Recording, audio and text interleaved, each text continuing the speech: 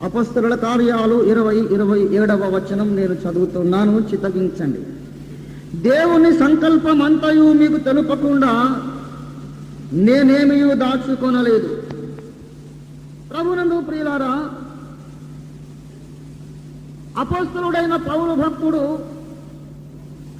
దాదాపు 3 సంవత్సరములు ఎఫెసు అనే మహానగరంలో ఆయన సువార్త ప్రకటించి సంఘమును నాటి, సంఘమును దేవుని వాక్యమును పాలతోనూ ఆహారముతోనూ పెంచి 3 సంవత్సరాలు గడిచిన పిమ్మట ఎఫెసు నగరమును విడిచిపెట్టి వెళ్ళిపోతున్నటువంటి ఆ పరిస్థితిలో సంఘ పెద్దలను పిలువనంపి వారికి అప్పగింతలు పెడుతున్నటువంటి సందర్భమును మనం ఇక్కడ చదువుతున్నాం.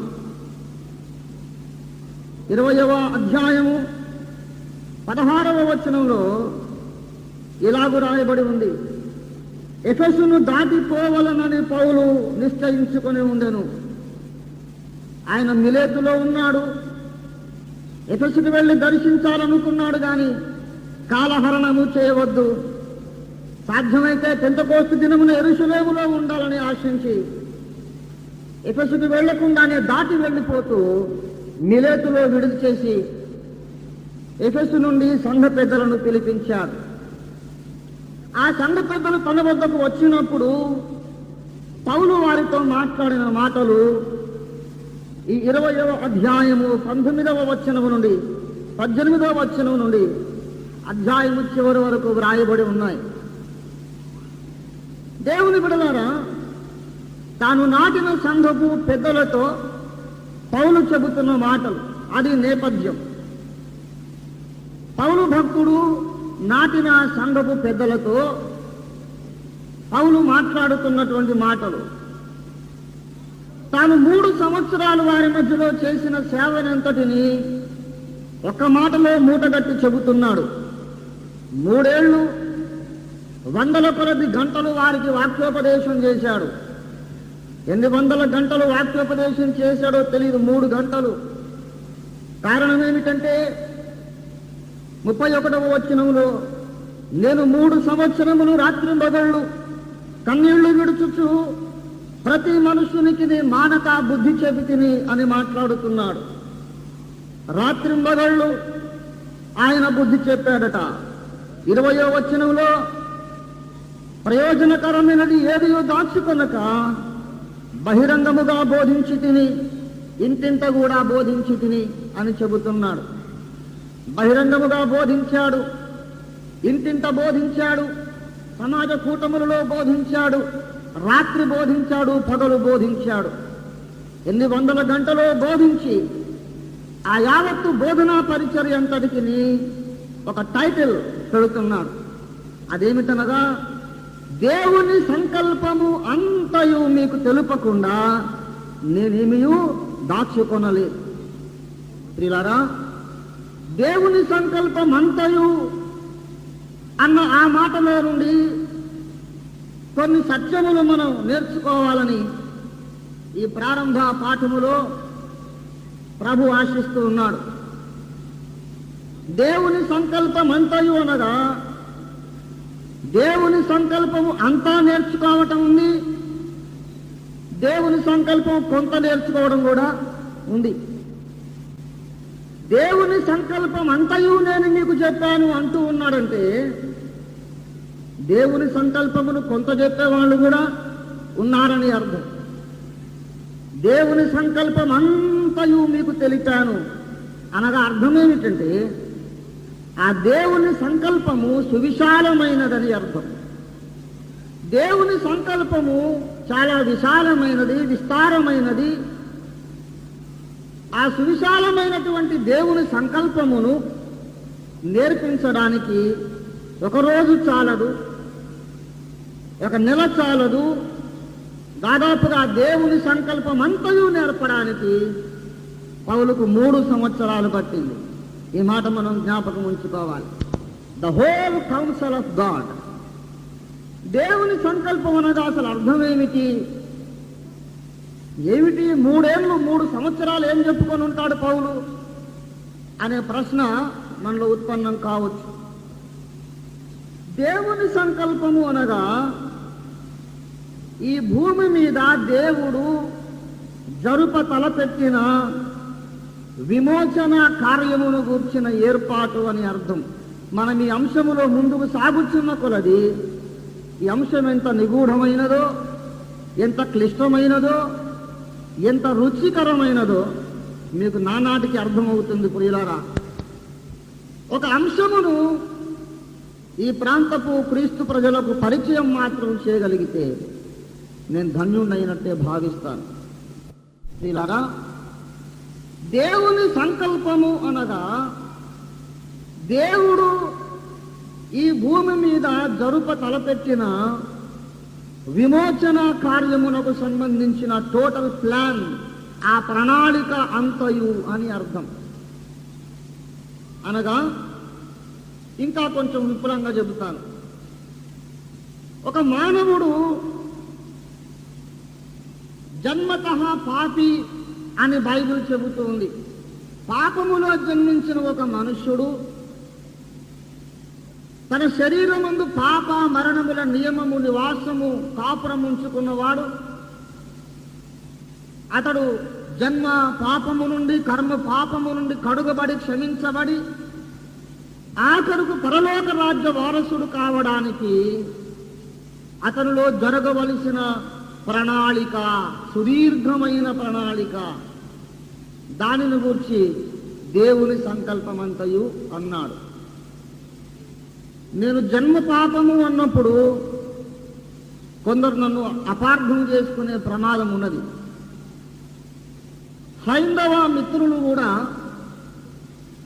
హైందవ వేదాంతులు కూడా జన్మ పాపం అనే మాట వాడతారు. అనగా వారి ఉద్దేశం పూర్వజన్మలో మనం చేసుకున్న పాపాలని. కానీ బైబిల్ ప్రకారం పూర్వజన్మలు లేవు. అసలు జనన మరణ చక్రము, జన్మ పరంపర అనేది బైబిల్ ప్రకారం లేదు. మనం ఇప్పుడే పుట్టాం, ఇంతకు ముందెన్నడూ మనం పుట్టలేదు, మళ్ళీ ఎప్పుడు పుట్టబోం. పునరపి జననం పునరపి మరణం అనే జనన మరణ చక్ర పరిభ్రమణం ఉన్నదనే విషయాన్ని అసలు బైబిల్ ఒప్పుకోదు. మనుషులు ఒక్కసారి మాత్రమే మృతి పొందవలెనని దేవుడు నియమించెను. ఆ తరువాత తీర్పు జరుగును. It is appointed unto men once to die and then comes the judgement. అందుచేత పూర్వజన్మలు అసలు మనకు లేవు. జన్మ పాపం అంటే ఇంతకు ముందు ఎప్పుడో చేసిన పాపం అని కాదు. కానీ మనము తల్లి గర్భములో పిండములుగా రూపించబడుతున్నప్పుడే ఆదాము హవ్వలు చేసిన పాపము మన తల్లిదండ్రుల రక్తములో గుండా మన రక్తనాళాలలోనికి ప్రవహిస్తుంది. దానిని నేను జన్మ పాపం అంటున్నాను. పాపములోనే నా తల్లి నన్ను గర్భమున ధరించాను. నేను పాపములో పుట్టినవాడను. అది జన్మతః సంక్రమించిన ఆదాము పాపం. అది జన్మ పాపం అంటే. రెండవది, తెలిసి తెలియక మనం చేసుకున్నటువంటి కర్మల వలన మనకంటిన కలుషం, మాలిన్యం. ఈ పాపములో పుట్టి పాప నైజము కలిగి, పాప స్వభావము కలిగి ఈ మట్టి శరీరములో ఉన్నటువంటి ఈ మనుషుడు దేవుని సింహాసనము మీదికి వెళ్ళుట దేవుని చిత్తమై ఉన్నది. ప్రియులారా, రక్షణ యొక్క పరాకాష్ఠ ఏమిటనగా ఈ పాపి పరిశుద్ధుడై, నీతిమంతుడై, దేవుని కుమారుడై ఆఖరికి దైవము అని పిలువబడే స్థాయికి ఎదగాలి.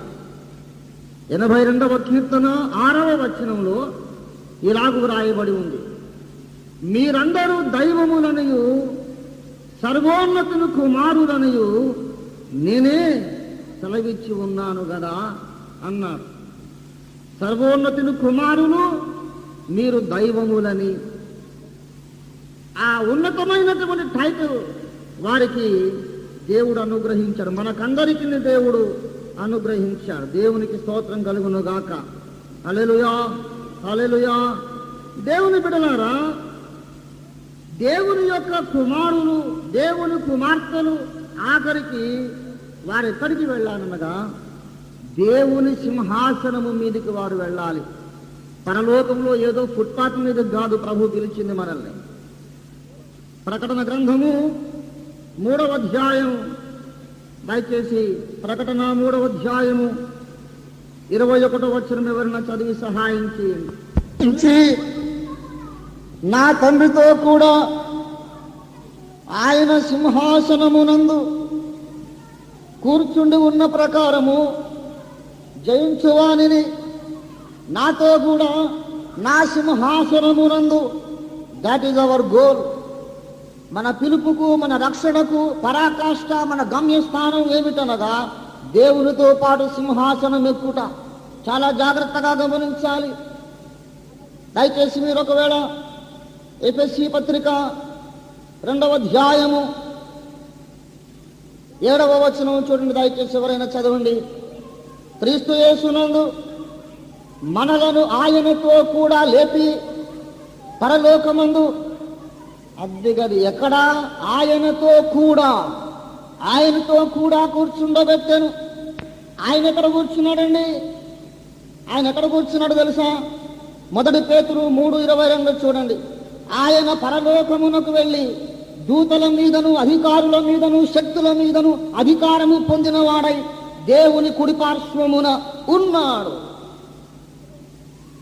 దూతల మీదను శక్తుల మీదను ప్రధానుల మీదను అధికారము పొంది దేవుని కుడిపార్శ్వమున యేసు కూర్చున్నాడు. ఇదిగో నీవు నేను ఈ దినం కార్పెట్ మీద ఉన్నా, ఈ దినం కుర్చీల మీద ఉన్నా, ఈ దినం సుబ్బలక్ష్మి కళ్యాణ మండపంలో ఉన్నాం. దాని ఒకనాటికి మనము కూడా దూతల మీదను శక్తుల మీదను అధికారము పొంది యేసుతో పాటు మనం కూర్చోవాలి. That is our goal, that is the call. మన అల్టిమేట్, మన గమ్యం అదన్నమాట, చివరి గమ్యం. అందుకు మనల్ని ప్రభు రక్షించాడు. రక్షణ అనగా ఏదో నరకంలో వెళ్లకుండా ఉంటే చాలు, నరకాగ్ని గుండం నుండి మనల్ని తప్పించడానికే యేసు వచ్చాడు అని చాలా మంది అనుకుంటూ ఉన్నారు. చాలా పొరపాటు.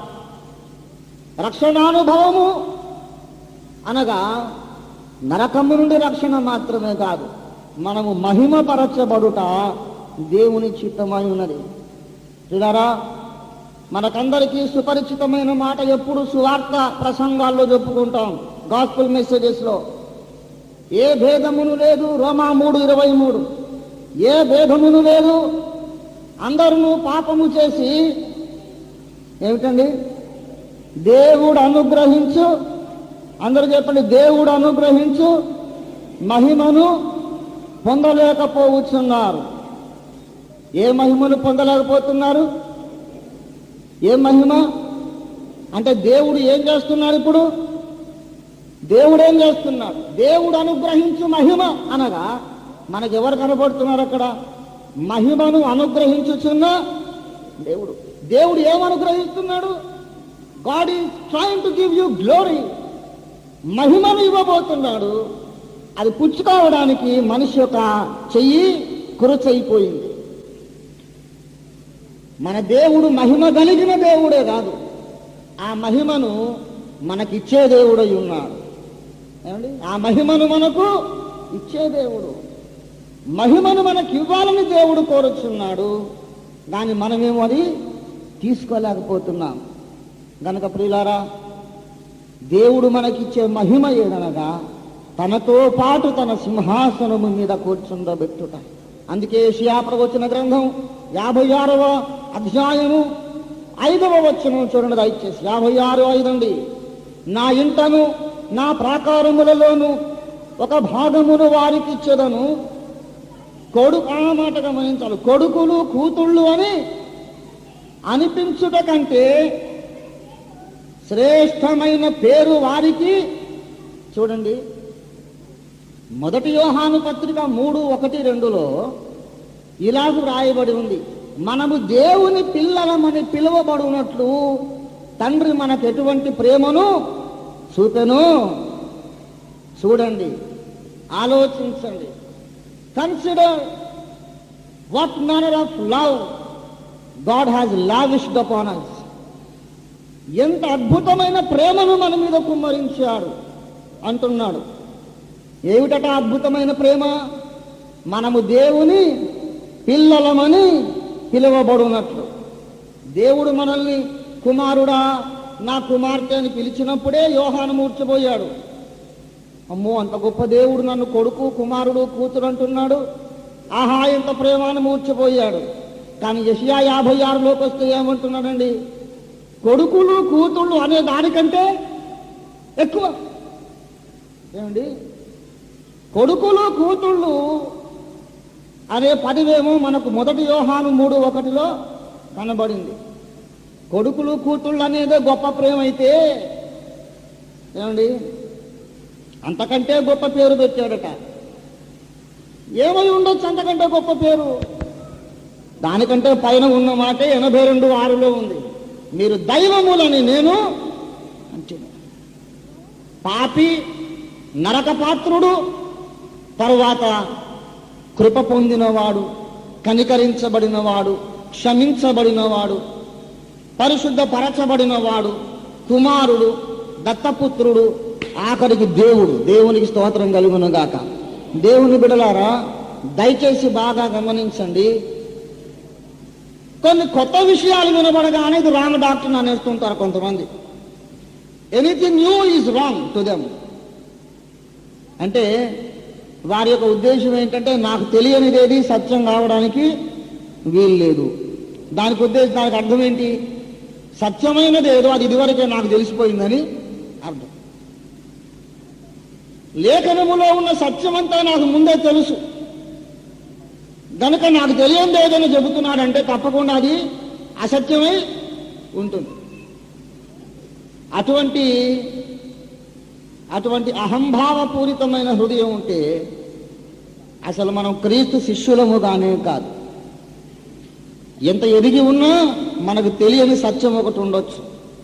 లేఖనముల నుండి మనము కొత్త విషయాలు నేర్చుకోవడానికి ఎప్పుడు సన్నద్ధులమై ఉండాలి. ప్రియులారా, బాగా గమనించండి. మిమ్మల్ని దైవము అని ఆయన పిలుస్తూ ఉన్నాడు. మన పదవి అదండి, మన గురి, మన గమ్యం అది. ఆ మాటలను సమంజసమేనా, న్యాయమేనా అంటే తప్పకుండా న్యాయమే. కారణం ఏమిటో చెబుతున్నాను. మన ప్రభు అయిన యేసుకు కడపటి ఆదాము అని పేరు తెలుసు కదా మనకు ఆ విషయం. 1 కొరింథీ 15:45 ఆదామును మొదటి మనుష్యుడు, జీవించు ప్రాణి ఆయనని వ్రాయబడి ఉన్నది. కడపటి ఆదాము, జీవింపజేయు ఆత్మ ఆయను. ఎవరాయన? మన ప్రభు అయిన యేసు. మన ప్రభు అయిన యేసుకున్న బిరుదము కడపటి ఆదాము. ఒకవేళ యేసు ప్రభువును ఆదాము అని పిలిస్తే మరి సంఘమును ఏమని పిలవాలి? నాకు చెప్పండి, కాస్త సమాధానం చెప్పండి. యేసు ప్రభు ఆదాము అయితే మరి సంఘాన్ని ఏమని పిలవాలి? రోమాపత్రిక 5:14 రోమా 5:14 ఒక పెద్ద పారాగ్రాఫ్ అంత వచనం అది. విషయాన్ని చెబుతూ ఆఖరణ అన్నాడు, ఆదాము రాబోవు వానికి గురుతై ఉండేను. ఎవరా రాబోవు వాడు? మరియ కుమారుడైన యేసు. ఆదాము రాబోవు వానికి గురుతై ఉండెను. అలాగైతే మరి హవ్వ ఎవరికి గురుతై ఉండెను? ఆలోచించండి. ఆదామును క్రీస్తుతో పోల్చినప్పుడు ఆదాము భార్యను క్రీస్తు భార్యతో పోల్చాలి కదా. ఆదామును క్రీస్తుతో పోల్చినప్పుడు ఆదాము భార్యను క్రీస్తు భార్యతో పోల్చాలి. అనగా హవ్వ సంఘమునకు గురుతై ఉండెను. ఆదాము క్రీస్తుకు గురుతై ఉండెను, హవ్వ సంఘమునకు గురుతై ఉండెను. ఇప్పుడు భార్యాభర్తల సంబంధాన్ని గూర్చి మాట్లాడుతూ చెబుతున్నాడు, వారు ఇకను ఇద్దరు కాక ఏక శరీరమై ఉందరు. They are one, they are no more twain but one. వారిద్దరు కాక ఒకరే. క్రీస్తు ప్రభువు శిరస్సు, సంఘమేమో శరీరం. సంఘము అను శరీరమునకు క్రీస్తు ఏమై ఉన్నాడు? శిరస్సు అయి ఉన్నాడు. ఇప్పుడు తలకాయనేమో మనిషి అంటాం అనుకోండి, శరీరాన్ని కూడా ఏమనాలి? మనిషి అనాలా లేదా? ఏమండి, తల మనిషి అయితే శరీరం కూడా మనిషి. మరి తలకాయను చూసి దేవుడు అన్నావు, శరీరాన్ని ఏమనాలి? ఒకటే కదా. వారికను ఇద్దరు కాక ఏక శరీరమై ఉందరు. ఎఫెసీ పత్రిక 5వ అధ్యాయము 31, 32 చూడండి దయచేసి. ఈ హేతువు చేత పురుషుడు తన తండ్రిని తన తల్లిని విడిచి తన భార్యను హత్తుకొనును, వారిద్దరును ఏక శరీరమగుదురు. ఈ మర్మము గొప్పది. అయితే నేను క్రీస్తును గూర్చియు సంఘమును గూర్చియు చెప్పుచున్నాను. చాలామంది యవనస్తులు వివాహమైన పిదప నవమాసాలు మోసి కని పెంచిన తల్లిని తండ్రిని మర్చిపోతారు. చాలామంది పెళ్ళైన తరువాత భార్య మోజులో పడి తల్లిదండ్రులను విస్మరించే వాళ్ళు ఉన్నారు. అదేమంటే వాక్య ప్రకారమే కదా. పురుషుడు తన తల్లి తండ్రిని విడిచి భార్యను హత్తుకుంటాడని రాయబడి ఉంది కదా అని సమర్థించుకునేవారు ఉన్నారు. ప్రియులారా, మనుషులలో పురుషులు భార్య మోజులో పడి తల్లిని మర్చిపోవడం, తండ్రిని మర్చిపోవడం అది మర్మము కాదు, వాని కన్నా వాళ్ళ కర్మం. ఈ మర్మము గొప్పది. ఏ మర్మము? క్రీస్తును గూర్చియు సంఘమును గూర్చియు అది మర్మం. క్రీస్తు సంఘము ఏక శరీరమగుట ఈ మర్మము గొప్పది. అనగా దైవములు అన్న మాట కొరకు ఈ విషయం చెప్పాను. మీరందరూ దైవములని నేను అంటిని. అనగా గొర్రెపిల్ల వివాహోత్సవ సమయమున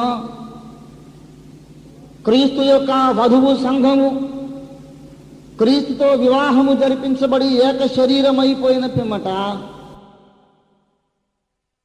క్రీస్తు ఆయన ఒకే క్రీస్తు సంఘము ఒకే సింహాసనం మీద కూర్చుండి ఉన్నప్పుడు వారిద్దరు ఏక శరీరమయ్యుందురు గనుక ఆ దేవదేవుని అర్ధాంగిగా, దేవుని యొక్క అర్ధాంగి గనుక ఆమెను మీరు దైవములు అని పిలిస్తే తప్పులేదు.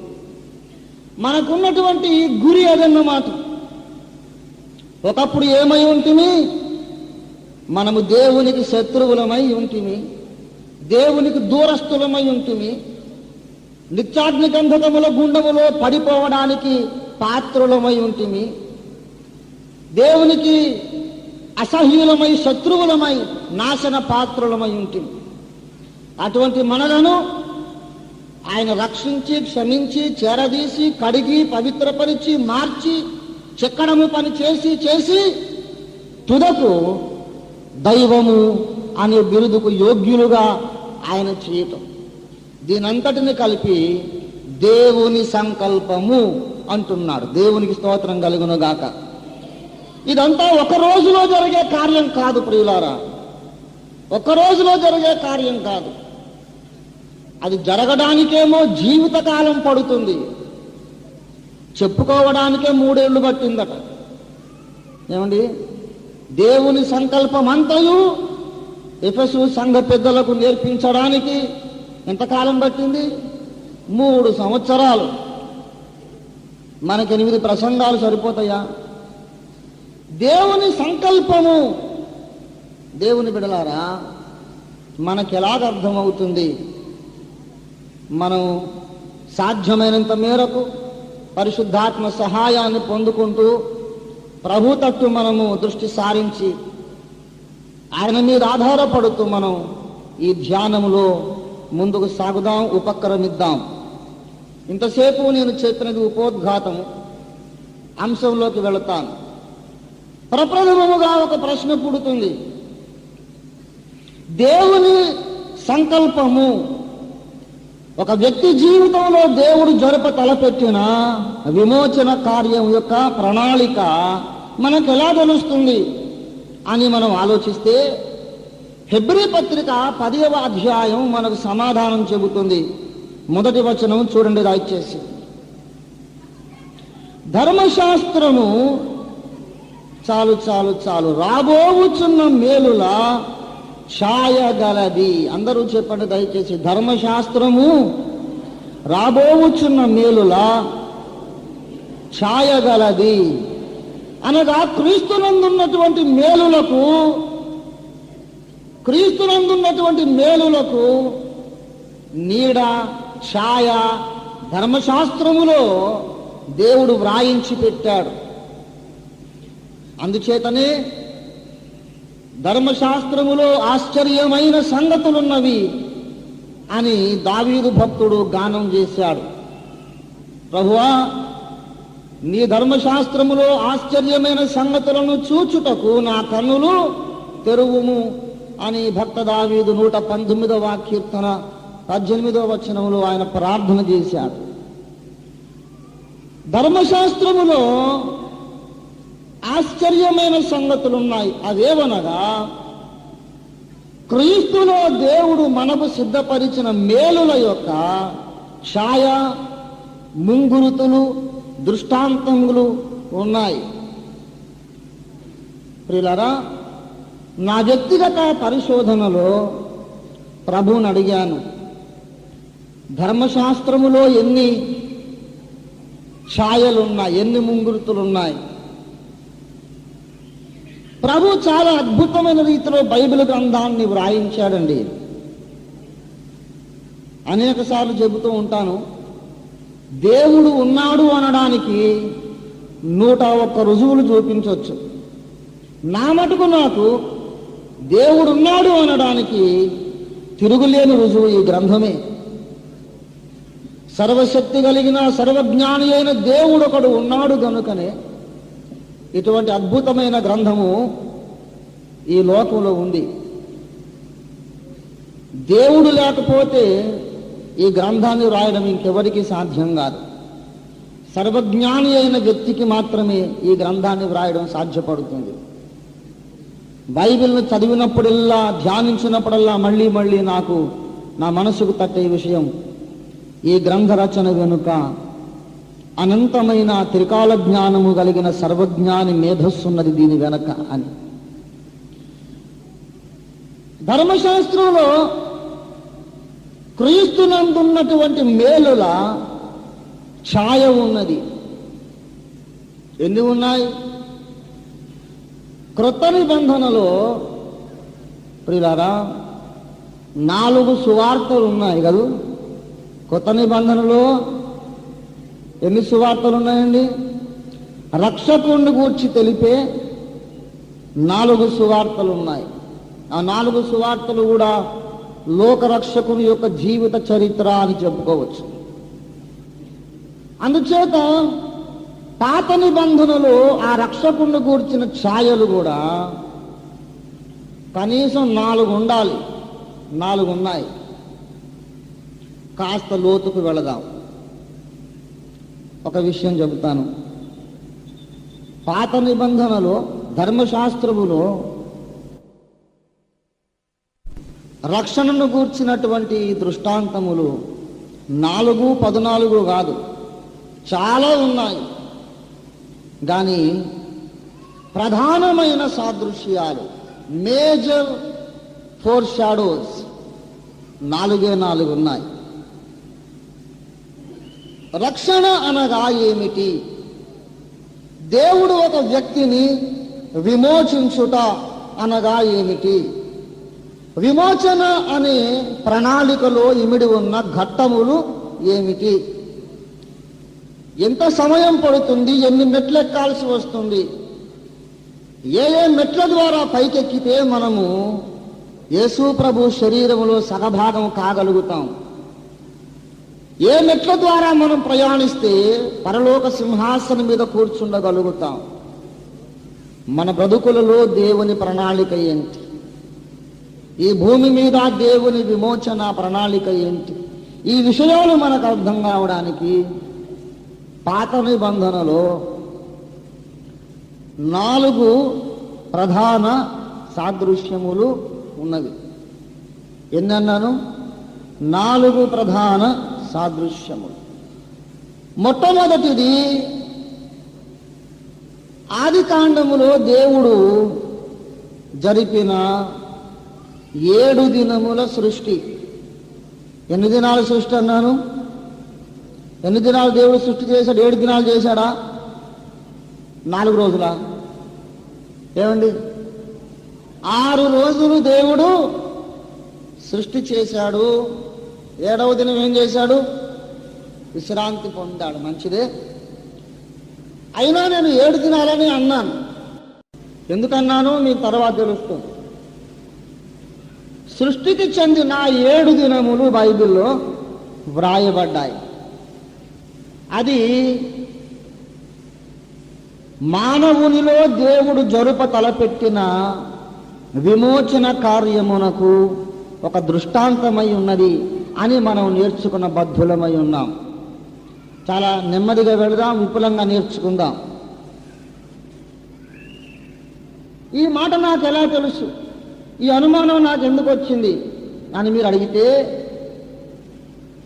దానికి లేఖనమే ఆధారమని నేను మనవి చేస్తున్నాను. మనం బాగా ఒక వచనాన్ని చాలాసార్లు చెప్పుకుంటాం. మనకు సుపరిచితమైన వచనం ఒకటి ఉన్నది. 2 కొరింథీ 5:17 కాగా ఎవడైనను క్రీస్తునందు ఉన్న ఎడల వాడు నూతన సృష్టి, పాతవి గతించెను, ఇదిగో సమస్తము క్రొత్తవాయె. ఎవడైనా క్రీస్తునందున్న ఎడల వాడు నూతన సృష్టి అని ఎందుకు అన్నాడు అనేది నా ప్రశ్న. దానికి అర్థం మీరు అతిగా అందులోకి వెళ్ళబాకండి. Don't read too much into the Bible. Don't read your mind into the Bible brother. నీ ఆలోచనలని బైబిల్కు పులవబాకు.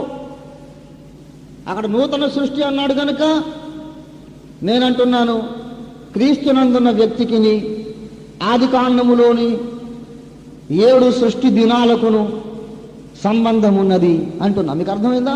మరలా చెబుతాను. నాతో మీరు అగ్రి అయినా కాకపోయినా ముందు నేను చెప్పేదేదో మీకు అర్థం కావాలి కదా. అర్థం కాకముందు డిసగ్రీ అయ్యారు అనుకోండి, ఒకవేళ మీరు సత్యంతోనే విభేదించవచ్చు, ఒకవేళ అర్థమైన తర్వాత అవునని ఒప్పుకుంటారేమో. అంచేత మీకు అర్థం కావాలని నేను తాపత్రయపడుతున్నాను. నేను చెబుతున్న విషయం ఏంటంటే, క్రీస్తునందు ఎవడైనా ఉన్న ఎడల వాడు నూతన సృష్టి అన్నాడు గనుక, సృష్టి అనే మాట వాడాడు గనుక, ఆ ఆదికాండములోని 6 లేక 7 దినముల సృష్టి కార్యానికి ఈ క్రీస్తునందున్న మనిషికి, అతని రక్షణ అనుభవానికి ఏదో ఒక సంబంధము ఉన్నది అని నేను అంటున్నాను. సృష్టి అన్నంత మాత్రాన మీరు అంత పెద్ద సిద్ధాంతాన్ని ప్రతిపాదించేసేయడం దుందుడుకు చర్య కదా బ్రదర్. నూతన సృష్టి అంటే అంతకుముందు లేని ఒక కొత్త ప్రాణం అతనిలో పుట్టిందనుకోవాలంటే అని ఎవరైనా నాతో వాదించవచ్చు. ఎప్పుడైతే మనం యేసుక్రీస్తునందు విశ్వాసం ఉంచి బాప్తిస్మం పొందుతామో, దేవునికి సంబంధించిన కొత్త జీవం మన లోపల నాటబడుతుంది. అంతకు మునుపు లేని కొత్త స్వభావం కలుగుతుంది గనుక నూతన సృష్టి అన్నాడు. అంతేగాని 6 రోజుల సృష్టికి దీనికి సంబంధం ఏంటండి అని మీరు అనొచ్చు. కానీ అలా నమ్మడానికి, మీకు చెప్పడానికి నాకు లేఖనంలో ఒక ఆధారం దొరికింది. దయచేసి మీరు నాకు సమాధానం చెప్పండి. కాస్త పరిశోధన అండి. ఎవరు మాలోకంగా కూర్చోకూడదు. మనం ఎందుకు మెల్లిగా, నేను ఫస్ట్ గేరేసి బర్రమని లాగిస్తున్నాను మెల్లిగా, కాస్త మీరు ఆ విషయం అర్థం చేసుకోవాలని. ఎంత జటిలమైన విషయం అంటే వేగంగా వెళ్ళిపోయినానికి కూడా ఒక ముక్క కూడా అర్థం కాదు. ఆలోచనగా వినండి, సాలోచనగా సమాధానాలు చెప్పండి అడిగేటప్పుడు. ఆ 7 దినముల లేక 6 దినాల సృష్టిలో మొదటి దినం దేవుడు ఏమి సృష్టించాడు నాకు చెప్పండి. బైబిల్ చదివిన వాళ్ళే కదా మీరందరూ. ఏమండి, మొదటి రోజు ఏం చేశాడు? ఏమండి ఏమండి అదైపోయింది. భూమి ఆకాశములను దేవుడు ఆది యందు సృజించను, తరువాత నిరాకారముగా శూన్యముగా ఉండెను, ఆ తరువాత చీకట కాదు జలముల మీద కమ్మి ఉండెను, ఆ పిమ్మట వెలుగు కలుగునుగాకని పలుకగా ఆ ప్రకారం ఆయను అస్తమయమును ఉదయమును కలగా ఒక దినము. గనుక ఆది కాండములోని 6 దినాల కార్యక్రమములో ప్రప్రథమమైనటువంటి సృష్టి కార్యం ఏంటండి? ఏం చేశాడు ఆయన? వెలుగును సృజించాడు. వెరీ గుడ్, బాగా చెప్పారు. మరి ఆఖరి దినమున దేవుడు చేసిన ఆఖరి సృష్టి కార్యం ఏంటి? ఏమండి? 6 దినముల సృష్టి కార్యక్రమములో మొదటి మెట్టు, మొదటి కార్యం అంధకారములో వెలుగు కలుగుట. చివరి కార్యం దేవుని పోలికలో దేవుని స్వరూపమందు మానవుడు సృజింపబడుట. మొదటి మెట్టేమో చీకటిలో వెలుగు పుట్టింది. ఆఖరి మెట్టు మీద దేవుని పోలికలో మానవుడు నిర్మించబడ్డాడు. ఇప్పుడు రక్షణానుభవాన్ని మనం ఆలోచన చేద్దాం. మనలో రక్షణ ఎలా ప్రారంభమవుతుంది? మనలో రక్షణ ఎలా ప్రారంభమవుతుంది? దయచేసి 2వ కొరింథీ పత్రిక 4వ అధ్యాయము 5వ వచనము చదవండి దయచేసి ఎవరైనా. అంధకారములో నుండి వెలుగు ప్రకాశించునుగాక అని పలికిన దేవుడే ఏమండి తన మహిమను గూర్చిన జ్ఞానము యేసు క్రీస్తునందు వెల్లడిపరుచుటకు మా హృదయములలో ప్రకాశించెను. చాలు చాలు. అంధకారములో వెలుగు కలుగునుగాక అని పలికిన దేవుడే అంటున్నాడు. దేన్ని ప్రస్తావిస్తున్నాడు? ఏమండి, ఎప్పుడు జరిగింది ఆ సంభవం? ఎప్పుడు జరిగింది? ఆది కాండంలో కదా. అంధకారములో వెలుగు ప్రకాశించునుగా కానీ దేవుడు ఒకప్పుడు పలికాడు. ఆ దేవుడే వచ్చి తన మహిమను గూర్చిన జ్ఞానము వెల్లడించడానికి మా హృదయములలో ఎందుకు ప్రకాశించాడు అంటే మా హృదయాల్లో అంతకుముందు చీకటి ఉండింది. పాపములో వ్యక్తులందరి హృదయాల్లో అంధకారం ఉన్నది. మొదటి రోమాపత్రిక మొదటి అధ్యాయం రోమాపత్రిక 22వ వచనంలో చూడండి. వారి అవివేక హృదయము అంధకారమయమాయను. చాలు చాలు. పాపములో జీవించుచున్న వారి హృదయములో ఏమున్నదండి? అంధకారం ఉన్నది. ఒకప్పుడు చీకటితో నిండినటువంటి నా హృదయములో దేవుడే ప్రకాశించెను. ఎప్పుడైతే దేవుడు నా హృదయములో ప్రకాశించెనో నాలో రక్షణ ప్రారంభమైంది. దేవునికి స్తోత్రం కలుగును గాక. హల్లెలూయా, హల్లెలూయా. మరి రక్షణ అనేది ఒక పరాకాష్ఠ, ఇది పెద్ద ప్రాసెస్ అండి. రక్షణ అనేది ఒక చిటికలో జరిగే సంగతి కాదు. రక్షణ అనేది ఒక సుదీర్ఘమైనటువంటి ప్రణాళిక, సుదీర్ఘమైన కార్యక్రమం. బాప్తిస్మం పొందేసి రక్షింపబడ్డాం అంటాం. రక్షింపబడితిమి అనేది వాస్తవమే. కానీ రక్షణ అనేది ఇంకా మనకు భవిష్యత్తులో ఉన్నదనేది కూడా వాస్తవమే. రోమాపత్రిక 13వ అధ్యాయం 11వ వచనం. రోమా 13:11 చూడండి. మరియు మీరు కాలము నెరిగి నిద్ర మేల్కొను వేళను ఎరిగి ఏంటి అలాగ చేయండి. అది మనము విశ్వాసులము అయినప్పటికంటే ఇప్పుడు మనం విశ్వాసులమైనప్పుడు రక్షణ మనకు దూరంగా ఉండిందట, ఇప్పుడు కాస్త దగ్గరగా ఉంది. అంటే ఇప్పుడు రక్షణ మనకు సమీపముగా ఉన్నది అన్నాడు అంటే మనం రక్షణలో ఉన్నామనా బయట ఉన్నామనే? నాకు చెప్పండి. రక్షణ మనకు దగ్గరగా ఉన్నది అంటే మనం రక్షణ లోపల ఉన్నామా బయట ఉన్నామా? బయట ఉన్నామా? లోపల ఉన్నామా బయట ఉన్నామా? హైదరాబాద్ నుండి బయలుదేరాం, ఏమండి, బయలుదేరి చాలాసేపు అయిపోయింది. 6-7 గంటలు అయిపోయింది, 8 గంటలైంది, 10 గంటలు అయిపోయింది. రాజమండ్రికి వచ్చేసాం. బెట్ట మీద నాకు మెళుకు వచ్చేసింది. లేచి పక్కవాడిని అడిగాను, ఏమండి విశాఖపట్నం వచ్చిందా, ఇంకెంత దూరం ఉంది అంటే ఆయన చెప్పాడు అనుకోండి, మనము బయలుదేరినప్పటికంటే విశాఖపట్నం మనకు సమీపముగా ఉన్నది. అంటే అర్థం ఏంటి? విశాఖపట్నానికి ఇంకా మనం రాలేదని అర్థం. తర్వాత ఇంకా కాస్త దగ్గరికి వచ్చాం. తర్వాత అనకాపల్లి, అనకాపల్లికి వచ్చాక అడిగాం అనుకోండి, ఇంకా దగ్గరగా ఉన్నది విశాఖపట్నం అంటాడు. తీరా వైజాగ్లో వచ్చి ఆగింది అనుకోండి, ఏమండి విశాఖపట్నం మీకు ఎంత దూరం ఉంది అంటే అప్పుడేమంటాడు, మనం బయలుదేరినప్పటికంటే విశాఖపట్నం ఇప్పుడు చాలా దగ్గరగా ఉన్నది అంటాడా? అనడు. ఇదే విశాఖపట్నం గురువు, దగ్గర ఏంటి దూరం ఏంటి, ఇదే విశాఖపట్నం అంటాడు. మరి రక్షణకు మనము దగ్గరగా ఉన్నాము అనగా, సాధారణంగా మన మానవ పరిభాషలో ఆలోచిస్తే మనం రక్షణకు బయట ఉన్నామని అర్థం, రక్షణలోనికి ఇంకా రాలేదని అర్థం. ఇదే పౌలు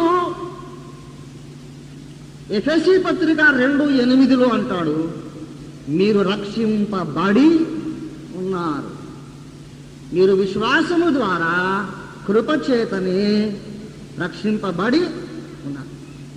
రక్షింపబడి ఉన్నారంటే గతం, భూతకాలం. ఎఫెసీ పత్రిక రాసిన వాడు పౌలే, రోమా పత్రిక రాసిన వాడు కూడా పౌలే.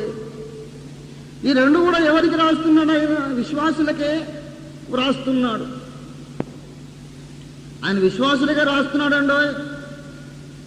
కారణం ఏంటంటే 13-11 ఏమన్నాడు? మనము విశ్వాసులమైనప్పటికంటే అన్నాడు కదా. కానీ ఎవరికి రాస్తున్నాడు? విశ్వాసులకే రాస్తున్నాడు. అనగా నమ్మి బాప్తిస్మం పొందిన వారికే రాస్తున్నాడు. నమ్మి బాప్తిస్మం పొందిన వారు, విశ్వాసులైన వారు ఎఫెసీ 2:8 ప్రకారం రక్షింపబడి ఉన్నారు. ఎక్కడ? దేని ప్రకారం? ఎఫెసీ 2:8 ప్రకారం రక్షింపబడితిమి. మరి ఆ విశ్వాసులైన వాళ్ళు, రక్షింపబడితిమి అనుకున్న వాళ్ళు రోమా 13-11 ప్రకారం రక్షింపబడబోవుచున్నారు. They are going to be saved. I have been saved, I'm going to be saved. అంతేకాదు, I'm being saved each day. మొదటి పేతురు పత్రిక 1:8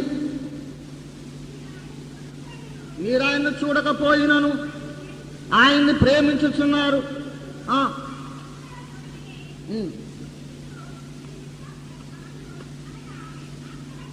ఇప్పుడు మీ విశ్వాసమునకు ఫలమును అనగా ఆత్మరక్షణను పొందుచు ఆనందించుతున్నారు. Will make it short. పొందుచు ఉన్నారు, ప్రెజెంట్ కంటిన్యూస్. ఇక్కడేమో ఆత్మరక్షణను పొందుచు ఉన్నారు. రక్షింపబడితిమి, రక్షింపబడుచు ఉన్నాము, రక్షింపబడబోవుచున్నాము. త్రికాల రక్షణ. రక్షింపబడితిమి అని చెప్పుకుంటే వాస్తవమే. రక్షింపబడుచూ ఉన్నాము. అనుదినము సంభవించే ఆత్మీయ శోధనలలో నుండి, సాతాను పన్న ఉరులలో నుండి, పాప కార్యములలో నుండి, ఈ పాప ప్రపంచము నా ముందుంచిన ఆకర్షణలలో నుండి నేను అనుదినమును రక్షింపబడుచు ఉన్నాను. రక్షింపబడి ఉన్నాను, రక్షింపబడుచు. దాన్ని రక్షించిన ఆయన రక్షింపబడుచున్నాము, రక్షింపబడబోవుచున్నా. దేవుని బిడ్డలారా, రక్షణ అనేది ఏదో సింపుల్ ఎక్స్పీరియన్స్ కాదు. అది చాలా సుదీర్ఘమైనటువంటి ప్రాసెస్, సుదీర్ఘమైనటువంటి కార్యక్రమము, ప్రణాళిక. రక్షణ నాలో ప్రారంభమైనప్పుడు ఏం జరిగిందండి చెప్పండి, కొంచెం ఆలోచన చేద్దాం. We learn something. ఇంత ఖర్చు పెట్టుకొని ఇంత దూరం వచ్చాం, కాస్త నేర్చుకొని 4 ముక్కలు వంట పట్టించుకొని వెళదాం. లేకపోతే వేస్టే కదా ఈ ప్రయాణం అంతా. రక్షణ మనలో ప్రారంభమైనప్పుడు ఏం జరిగింది? మన అవివేక హృదయము అంధకారమయమై ఉండగా దేవుడే వచ్చి మనలో ప్రకాశించాడు. దేవుడు మనలో ప్రకాశించిన ఆ అనుభవానికి ఆదికాండములో మొదటి దినమున దేవుడు చేసిన ఆ కార్యానికి ఏముంది? పోలిక ఉంది. అంతవరకు ఒప్పుకున్నారా? ఒప్పుకోలేదా? మేము ఒప్పుకుంటే నీకెందుకు, ఒప్పుకోకపోతే నీకెందుకయా? నువ్వు చెప్పగలరు రాదు అనుకుంటున్నారా? పోని అంధకారములో వెలుగు కలుగునుగాకని దేవుడు పలికెను అని ప్రస్తావించి ఆ దేవుడే ఇప్పుడు మా గుండెలలో ప్రకాశించను. పోలిక ఉంది. ఈ రక్షణ అనేది ఈ సృష్టి కార్యక్రమము పరాకాష్ఠకు వచ్చినప్పుడు దేవుడు ఏమి సృష్టించాడు? నరుని సృష్టించాడు. నరుడు ఎవరి పోలికలో ఉన్నాడు? దేవుని పోలికలో ఉన్నాడు. మరి రక్షణ అనేది కూడా, రక్షణ అనే కార్యక్రమము కూడా పరాకాష్ఠకు వచ్చినప్పుడు ఏం జరుగుతుందో తెలుసా? ఎవరి హృదయములో దేవుడు వెలుగై ప్రకాశించనో ఆ విశ్వాసి ముమ్మూర్తుల అచ్చుగుద్దినట్టు క్రీస్తు పోలికలు ఉండబోతున్నాడు. దేవుని స్తోత్రం కలుగును గాక. హల్లెలూయా. దయచేసి ఫిలిప్పీ పత్రిక 3వ అధ్యాయం 21వ వచనం. సమస్తమును తనకు లోబరచుకొన జాలిన శక్తిని బట్టి ఆయన మన దీన శరీరమును తన మహిమగల శరీరమునకు సమరూపము గలదానిగా ఎప్పుడు మార్చును? ప్రభు వచ్చినప్పుడు. 20వ వచనం చూడండి. మన పౌరస్థితి పరలోకమందున్నది. ఎక్కడ నుండి? ప్రభు అయిన యేసు క్రీస్తు అను రక్షకుని నిమిత్తం మనం కనిపెట్టుకొనుచున్నాము. ఆయన వచ్చినప్పుడు మన దీన శరీరమును తన మహిమగల శరీరమునకు సమరూపముగా ఆయన మార్చును. మొదటి యోహాను పత్రిక 3వ అధ్యాయం 2వ వచనం చదవండి దయచేసి. 2వ వచనం. ప్రియులారా, మనమిప్పుడు దేవుని పిల్లలమై ఉన్నాము. మనమిక ఏమగుదుమో దేవునికి స్తోత్రం, ఇంకా ప్రత్యక్షపరచబడలేదు. గాని ఆయన ప్రత్యక్షమైనప్పుడు ఆయన ఉన్నట్లుగానే చూడబోతున్నాం గనుక ఆయనను పోలి ఉందుమని ఎరుగుదుము. ఆదామును దేవుడు సృజించినప్పుడు ఆదాము ఎవరిని పోలి ఉన్నాడు? దేవుని పోలి ఉన్నాడు. యేసు ప్రత్యక్షమైనప్పుడు మనం ఎవరిని పోలి ఉంటాం? యేసును పోలి ఉంటాం. ఆయన వచ్చినప్పుడు ఆయనను పోలి ఉందుము. దేవుడు మనలో నియమించిన ప్రణాళికలో చివరి మెట్టి మీద జరిగే అద్భుతం అది. రోమాపత్రిక 8వ అధ్యాయం 29వ వచనం చదవండి దయచేసి. అక్కడ కూడా అదే మాట వ్రాయబడి ఉంది. ఎందుకనగా తన కుమారుడు అనేక సహోదరులలో జ్యేష్ఠుడగునట్లు దేవుడు ఎవరిని ముందు ఎరిగెనో వారు తన కుమారునితో సారూప్యము గలవారగుటకు వారిని ముందుగా నిర్ణయించను. చాలు. దేవుడు కొందరిని ముందుగా ఎరిగినట. ఆ ఎరిగిన వారిని దేవుడు నిర్ణయించను. ఎందుకు నిర్ణయించను? తన కుమారునితో సారూప్యము గలవారు. సారూప్యము అనగా సమాన రూపమని అర్థం. సమాన రూపము, సమాన సంపూర్ణత, సంపూర్ణ పురుషత్వము గలవారగుటకు ఆయన నియమించెను. ఎఫెసీ పత్రిక 4వ అధ్యాయం 11వ వచనం చదవండి దయచేసి. మనమందరమును విశ్వాస విషయములోను దేవుని కుమారుని గూర్చిన జ్ఞాన విషయములోను ఏకత్వము పొంది సంపూర్ణ పురుషుల మగు వరకు అనగా క్రీస్తునకు కలిగిన సంపూర్ణతకు సమానమైన దేవునికి స్తోత్రం కలుగును గాక. హల్లెలూయా. హల్లెలూయా. క్రీస్తునకు కలిగిన సంపూర్ణతకు సమానమైన, ఒక అంగుళం ఎక్కువ కాదు, ఒక అంగుళం తక్కువ కాదు, సమానమైన సంపూర్ణత కలవార మగు వరకు ఆయన ఇలాగూ నియమించాడు. దేవుని అద్వితీయ కుమారునితో సారూప్యము గలవారమగుటకు దేవుడు మనలను నిర్ణయించాడు. ఆయన ప్రత్యక్షమైనప్పుడు ఆయనను పోలి ఉండుము. రక్షణ జీవితములో మొదటి ఘట్టానికి, సృష్టిలో మొదటి ఘట్టానికి పోలిక ఉన్నదా లేదా? రక్షణ జీవితంలో ఆఖరి ఘట్టమునకు, సృష్టిలో ఆఖరి ఘట్టానికి పోలిక ఉందా లేదా? పోలిక. మొదటి ఘట్టం సరిపోయినాయి, ఆఖరి ఘట్టాలు రెండు కూడా ఏకీభవించినాయి. మధ్యలో 5 ఘట్టాలు చేసుకున్న తప్పే ఉంది, అవి ఏకీభవిస్తాయి. మనం ఈ అంశంలోనికి మనం వెళ్లే కొలది మీకు అర్థమవుతుంది. ఆ 6 దినముల సృష్టి కార్యక్రమములో దేవుడు చేసిన ప్రతి కార్యమును పోలిన ఒక అనుభవం నీ రక్షణ అనుభవంలో ఉండి తీరుతుంది. దేవునికి స్తోత్రం కలుగునుగాక. హల్లెలూయా, హల్లెలూయా.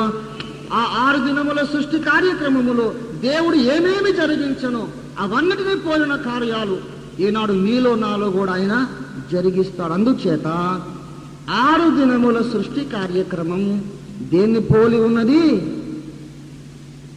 మన రక్షణను పోలి ఉన్నది. ధర్మశాస్త్రము క్రీస్తునందు దేవుడు మనకు సిద్ధపరిచిన మేలుల యొక్క ఛాయ గలది. దేవునికి స్తుతి కలుగునుగాక. హల్లెలూయా, హల్లెలూయా.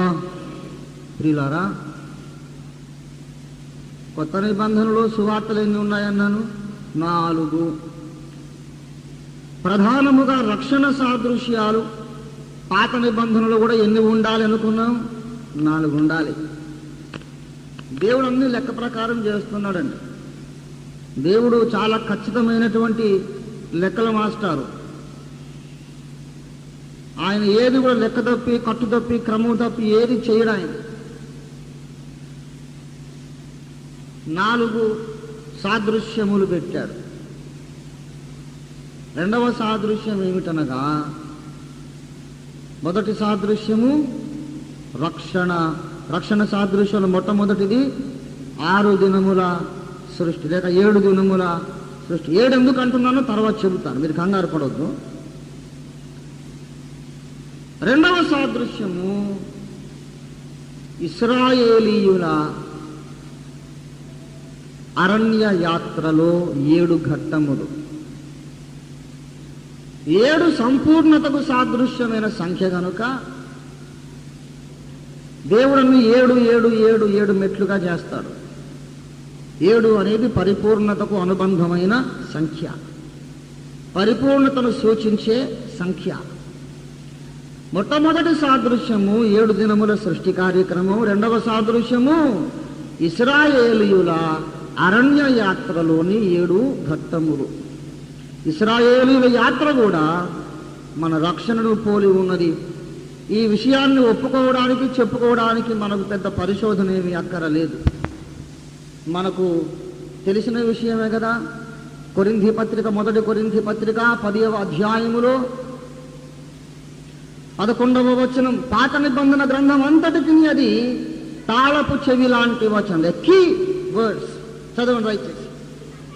ఈ సంగతులు దృష్టాంతములుగా వారికి, ఇశ్రాయేలీయులకు సంభవించి యుగాంతమందున్న మనకు బుద్ధి కలుగుటకై. బుద్ధి అనంటే లేఖనాలలో జ్ఞానము అని అర్థం. బుద్ధి లేని కన్యకలు అనగా జ్ఞానము లేని కన్యకలని అర్థం. మనం ఇప్పుడు వ్యవహారిక భాష అర్థం వేరు. అరే బుద్ధి లేనోడానంటే వాడికి అసలు నీతి నియమము, కట్టు, క్రమశిక్షణ లేని పనికి మాలినోడని అర్థం. బుద్ధిమంతుడండి అంటే మంచి కుదురైన కుర్రవాడు, పెద్దవాళ్ళు చెప్తే వినేవాడు, క్రమమైన ప్రవర్తన కలిగిన వాడని. ఏమండి, నీతి నియమం కలిగిన వాడు బుద్ధిమంతుడండి అంటాం. బుద్ధిమంతుడు, బుద్ధి లేనోడా అని అనుకోవడం ఇప్పుడు తిట్లు వేరు. కానీ బైబిల్ కాలంలో బుద్ధి లేని కన్యక అంటే నీతి నియమం లేదని కాదు, జ్ఞానము బుద్ధివాక్యము అనే మాటకు ఇంగ్లీష్ భాషలో ద వర్డ్ ఆఫ్ విజ్డమ్ అని ఉంటుంది. జ్ఞానవాక్యం అంటే వర్డ్ ఆఫ్ నాలెడ్జ్ అని ఉంటుంది. బుద్ధి అనే మాటకు అర్థం ఏంటి? జ్ఞానం అని, విజ్డమ్ అని అర్థం. బుద్ధి జ్ఞానముల సర్వ సంపదలు శరీరముగా క్రీస్తునందు నివసించుచున్నవి. కనుక యుగాంతమందున్న మనకు జ్ఞానము కలుగుటకు ఈ సంగతులు వ్రాయబడెను. ఏ సంగతులు? ఇశ్రాయేలు యొక్క యాత్ర వివరములు. ఆ అధ్యాయం ప్రారంభం నుండి చెప్పిన విషయం ఏంటి? సహోదరులారా, మీకు ఈ సంగతులు తెలియకుండుట నాకు ఇష్టము లేదు. మన పితరులందరూ మేఘము క్రింద ఉండిరి. మన పితరులందరూ మోషేను బట్టి మేఘములోను సముద్రములోను బాప్తిస్మము పొందిరి. అందరూ ఆత్మ సంబంధమైన ఒకే పానీయమును పానము చేసిరి. ఇవన్నీ చెబుతూ వారి యాత్రా ఘట్టములు వివరించి వివరించి వివరించి ఆఖరుకు వచ్చన్నాడు, ఈ సంగతులన్నీ అసలు ఎందుకు వ్రాయబడాలి? మనం ఎందుకు చదువుకోవాలి? అసలు కొత్త నిబంధన అర్థం కావట్లేదు. పాత నిబంధన ఎందుకండి? అసలు పాత నిబంధన కొట్టివేయబడను కదా. ఎందుకు అనవసరంగా మీరు పాత నిబంధన తీసుకొచ్చి మమ్మల్ని కన్ఫ్యూజ్ చేస్తున్నారు అని ఎవరైనా దెబ్బలాడతారేమోనని ముందు జాగ్రత్తగా పౌలు రాశారు. నాయనలారా, ఈ సంగతులు మన కొరకే వ్రాయబడెను, మనకు జ్ఞానము కలుగుటకు వ్రాయబడెను. దేవునికి స్తోత్రం కలుగునుగాక. హల్లెలూయా, హల్లెలూయా. అంటే అర్థం ఏమిటి? ఆ సంగతులు చదువుకోకపోతే మనకేం కలగదన్నమాట, జ్ఞానం కలగదు. పాత నిబంధన కొట్టివేయబడిందని కొంతమంది బయలుదేరారు. చాలా తప్పు. తెలియకపోతే తెలుసుకోండి. పాత నిబంధన కొట్టివేయబడినగా ఆది కాండము నుండి మలాకీ దాకా కొట్టివేయబడిన అర్థం కాదు. An utterly wrong interpretation, my dear brothers and sisters. పాత నిబంధన అనగా, నిబంధన అనే మాటకు ఒడంబడిక అని అర్థం. నిబంధన అనే మాటకు ఒప్పందం అని అర్థం, కవనెంట్ అని అర్థం. రెండు నిబంధనలు అయి ఉన్నవి, రెండు నిబంధనలు ఉన్నాయి. గలతీ పత్రిక 4వ అధ్యాయములో 2 నిబంధనలు, 4:24. అబ్రహాముకి 2 భార్యలు ఉన్నారు, శారా తరువాత హాగరు. చదవండి. ఈ సంగతులు అబ్రహాము కుటుంబ విషయాలు అలంకారముగా చెప్పబడి ఉన్నవి. ఈ స్త్రీలు అనగా శారాయు హాగరును 2 నిబంధనలై ఉన్నారు. ఒకటేమో సీనాయి కొండ సంబంధమైన నిబంధన. దేవుడు మనుషులతో ఎన్ని నిబంధనలు చేశాడు? 2 నిబంధనలు. మొదటిది సీనాయి కొండ సంబంధమైన నిబంధన, అది హాగరుకు సూచన. రెండవది కల్వరీ కొండ మీద నిబంధన చేశాడు, తన సొంత రక్తము చేత. దేవునికి స్తోత్రం కలుగునుగాక. హల్లెలూయా. కనుక ప్రియులారా, పాత నిబంధనగా సీనాయి కొండ మీద జంతు రక్త ప్రోక్షణము ఆధారముగా దేవుడు చేసిన నిబంధన కొట్టివేయబడెను. దేవునికి స్తోత్రం కలుగునుగాక. హల్లెలూయా. అంతేగాని ఆది కాండం నుంచి మలాకి దాకా కొట్టుడు పోలేదు, ఎప్పటికి పోదు కూడా.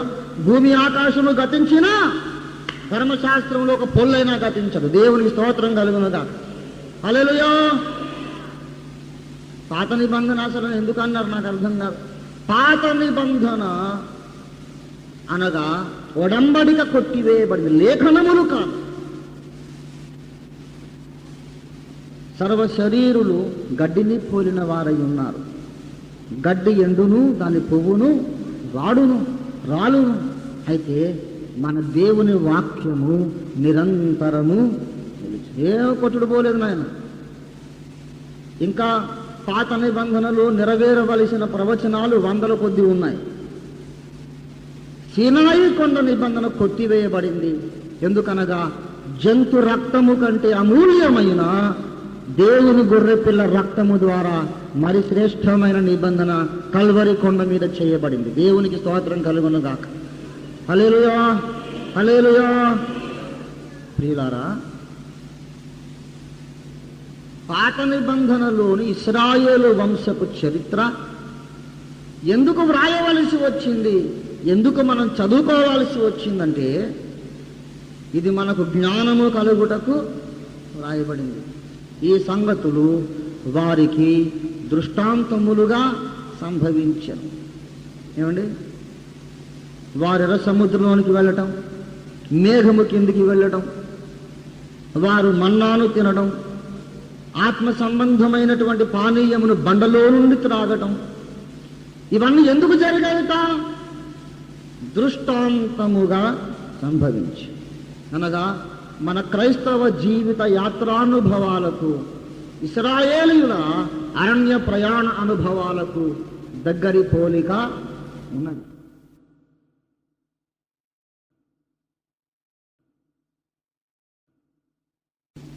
ప్రియులారా, వారి యాత్ర దేంతో ప్రారంభమైంది?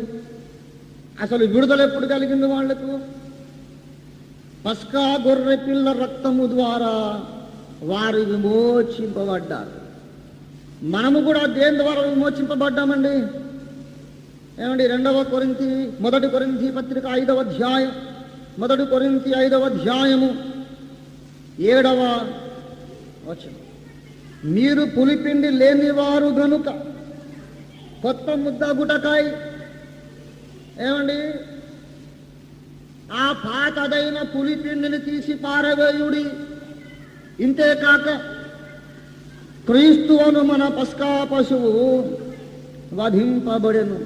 ఇశ్రాయేలు వారి విడుదల సందర్భముగా ఒక పస్కా గొర్రె పిల్ల వధింపబడింది. మన రక్షణ కొరకు ఒక పస్కా గొర్రె పిల్ల గొల్గొతా కొండ మీద వధింపబడింది. పస్కా గొర్రె పిల్ల రక్తము చేత ఇశ్రాయేలీయులు ఫరో దాస్యములో నుండి వారు విడిపించబడ్డారు.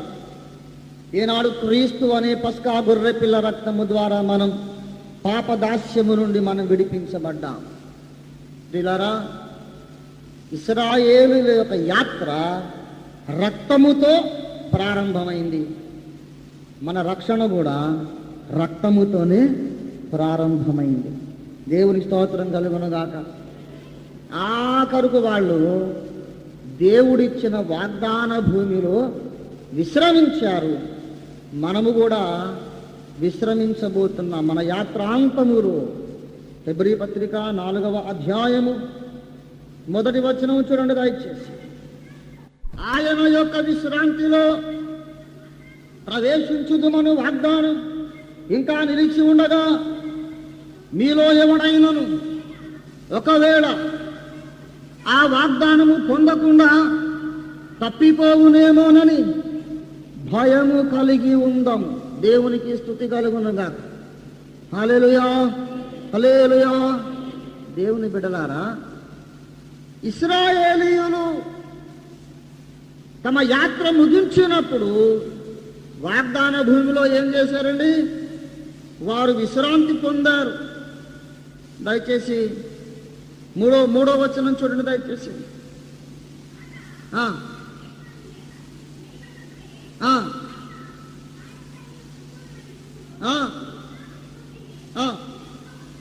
ఈ విశ్రాంతిని గూర్చి దేవుడు అన్నాడు, నేను కోపముతో ప్రమాణము చేసినట్లు వారు నా విశ్రాంతిలో ప్రవేశింపరు అని ఆయన చెప్పిన ప్రకారం విశ్వాసులమైన మనము ఆ విశ్రాంతిలో ప్రవేశించుచున్నాము. 3:11 దేవుడు ఆ ఇశ్రాయేలును గూర్చి అన్నాడట, వారు నా విశ్రాంతిలో ప్రవేశించరు. చూసారా? 3వ అధ్యాయం 11వ వచనంలో 3:11 గనుక నేను కోపముతో ప్రమాణము చేసినట్లు వారు నా విశ్రాంతిలో ప్రవేశింపరని చెప్పి తిని. ఇప్పుడట 4:3 అన్నాడు, మనము ఆ విశ్రాంతిలో ప్రవేశించుతున్నాము. ఏమండి, ఆ విశ్రాంతిలో వారు ప్రవేశించలేదు. 4వ అధ్యాయం 6వ వచనం చూడండి. కాగా చూసారా, 3:5 అన్నాడు, వారు నా విశ్రాంతిలో ప్రవేశింపరు అని చెప్పి ఉన్నాడు. కాగా ఎవరో కొందరు విశ్రాంతిలో ప్రవేశించుదరనే మాట నిశ్చయము. వాళ్ళు నా విశ్రాంతిలో ప్రవేశించరు అన్నాడంటే ఎవరో కొందరైతే ప్రవేశిస్తారు. గనక అరణ్య యాత్ర యొక్క ముగింపు ఏమిటండి? విశ్రాంతిలో ప్రవేశించుట. వాగ్దాన భూమిలో దేవుని ప్రజల విశ్రాంతితో యాత్ర ముగించబడింది. ఈనాడు మన యొక్క అరణ్య ప్రయాణం దేంతో ముగించబడుతుందండి? మనము పరమ కనాను భూమిలో విశ్రమించుట. దేవునికి స్తోత్రం కలుగును గాక. ఆ విశ్రాంతిలో ప్రవేశించుదు మన వాగ్దానము నిలిచి ఉండగా మనలో ఎవడైనా ఆ విశ్రాంతిలో ప్రవేశించకుండా తప్పిపోవునేమోనని జాగ్రత్త కలిగి ఉందాం. అందుకే 7వ దినము సృష్టిలో దేవుడు ఏం చేశాడు? ఏంటి? ఒక గొప్ప కార్యం చేశాడు. ఏం చేశాడు ఆయన? విశ్రాంతి. అది కూడా కార్యమేనా? అది కార్యమే. దేవుడు విశ్రమించాను అనగా అర్థం ఏంటంటే మౌనముగా ఒక సాక్ష్యం ఇచ్చాను. నేను ఇక చేయవలసిన కార్యమేమీ లేదు, నేను తలుచుకున్నదంతా నెరవేరింది, నాకు ప్రీతికరముగా అన్ని కార్యక్రమములు సంపూర్ణముగా నెరవేరినాయి. There is nothing more that I should do. ఏది లోపము లేకుండా సర్వము జరిగినని మౌనముగా సాక్ష్యం ఇచ్చుట. దేవునికి స్తోత్రం కలుగును గాక. హల్లెలూయా. గనుక సృష్టిలోని 7వ దినమున దేవుని విశ్రాంతి, యాత్రలోని 7వ దినమున విశ్వాసి యొక్క విశ్రాంతి. దేవునికి స్తోత్రం కలుగును గాక. హల్లెలూయా. 7వ ఘట్టం ఎప్పుడు కూడా విశ్రాంతితో సంబంధించినదై ఉండును. 4 సాదృశ్యాలు అన్నాం. పరిచయమే సుమా ఇది. తరువాతి తరగతుల్లో కాస్త లోతుకి వెళదాం. లోతుకి వెళ్ళే కొద్దీ కాస్త క్లిష్టముగా జటిలముగా బుర్ర తిరిగిపోయేలా ఉంటుంది. కానీ శ్రమ పడదాం, కొంచెం కష్టపడదాం. 3వ సాదృశ్యం ఏమిటనగా 3వ సాదృశ్యము ఇశ్రాయేలీయులకు దేవుడు తెలియపరచి నిర్మింపజేసుకున్న ప్రత్యక్ష గుడారములోని 7 ఉపకరణములు. ప్రత్యక్ష గుడారములోని 7 ఉపకరణాలు అవి కూడా మన రక్షణకు సాదృశ్యమై ఉన్నవి. సృష్టిలో 7 దినాలున్నాయి. ఇశ్రాయేలీయుల యాత్రలో 7 ఘట్టాలున్నాయి, 7 మజిలీలున్నాయి. ప్రత్యక్ష గుడారములో 7 ప్రధానమైన ఉపకరణములు ఉన్నాయి. ఈ ప్రత్యక్ష గుడారపు ఉపకరణములు కూడా మనకు ఎలా తెలుసు అని మీరు అడగవచ్చు. తర్వాత మీకు నేను విపులీకరించినటువంటి చార్ట్ ఒకటి మీకు ఇస్తాను. అది మీరు జీవితాంతం దాచుకొని దాని మీద ఆధారపడి మీరు పరిశోధన చేయవచ్చు. ఆ చార్ట్ నేను గీస్తున్నాను, గీసి మీకు అందరికీ అది ఉచితంగానే నేను పంచిపెడతాను. జిరాక్స్ కాపీస్ తీస్తాం. కాస్త ఓపిక పట్టండి. మెటుకు ప్రత్యక్ష గుడారములోని ఉపకరణముల వరుస చెబుతున్నాను. నేను చార్ట్ ఇచ్చినప్పుడు మీకు ఇంకా విపులంగా తెలుస్తుంది. ఆ గుడారం యొక్క ప్లాన్ మీరు ఏ బైబిల్ డిక్షనరీలోనైనా చూడండి, మీకు ఇలాగే కనబడుతుంది. ఆవరణములోనికి వెళ్ళగానే ముందు తగిలేది బలిపీఠం. మొదటి ఉపకరణం బలిపీఠం. రెండవది గంగాళము. మూడవది సన్నిధి రొట్టెల బల్ల. నాలుగవది దీపస్తంభము. ఐదవది సువర్ణ ధూప వేదిక. ఆరవది మందసం. ఏడవది కరుణాపీఠం. మొదటి ఉపకరణము బలిపీఠము. ఆఖరి ఉపకరణం కరుణాపీఠం. Very good. మన రక్షణానుభవాలలో కూడా ఈ రెండు ఉన్నాయి అనే విషయం మనం హెబ్రీ పత్రికలో చూడగలం. హెబ్రీ పత్రిక 13వ అధ్యాయము 10వ వచనం. మనకొక బలిపీఠం ఉన్నది. ఇశ్రాయేలీయుల ప్రత్యక్ష గుడారములో ఒక బలిపీఠము ఉన్నది, మనకు కూడా ఒక బలిపీఠం ఉన్నది. మన బలిపీఠం ఏంటి? అసలు మన బలిపశు ఎవరు? ఏమండి, మన బలిపశు ఎవరు? యేసు ప్రభు. ఆయన వధింపబడినటువంటి బలిపీఠం ఎక్కడుంది? ఏమండి, సిలువ. సిలువ అనే బలిపీఠం మనకున్నది. ఇశ్రాయేలీయుల ప్రత్యక్ష గుడారములో ఒక బలిపీఠం ఉన్నది, మనకు కూడా ఒక బలిపీఠం ఉన్నది. ఈ బలిపీఠం దగ్గర యాత్ర ప్రారంభించి మనం ఎక్కడికి వెళ్ళాలో చెబుతున్నాడు. మన గమ్యస్థానం హెబ్రీ పత్రిక. దేవునికి స్తోత్రం కలుగును గాక.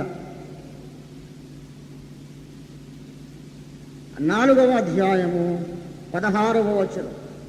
4:16. గనుక మనము కనికరింపబడి సమయోచితమైన సహాయము కొరకు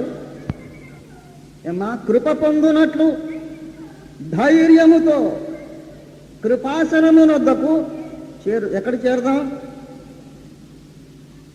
కృపాసనమునొద్దకు.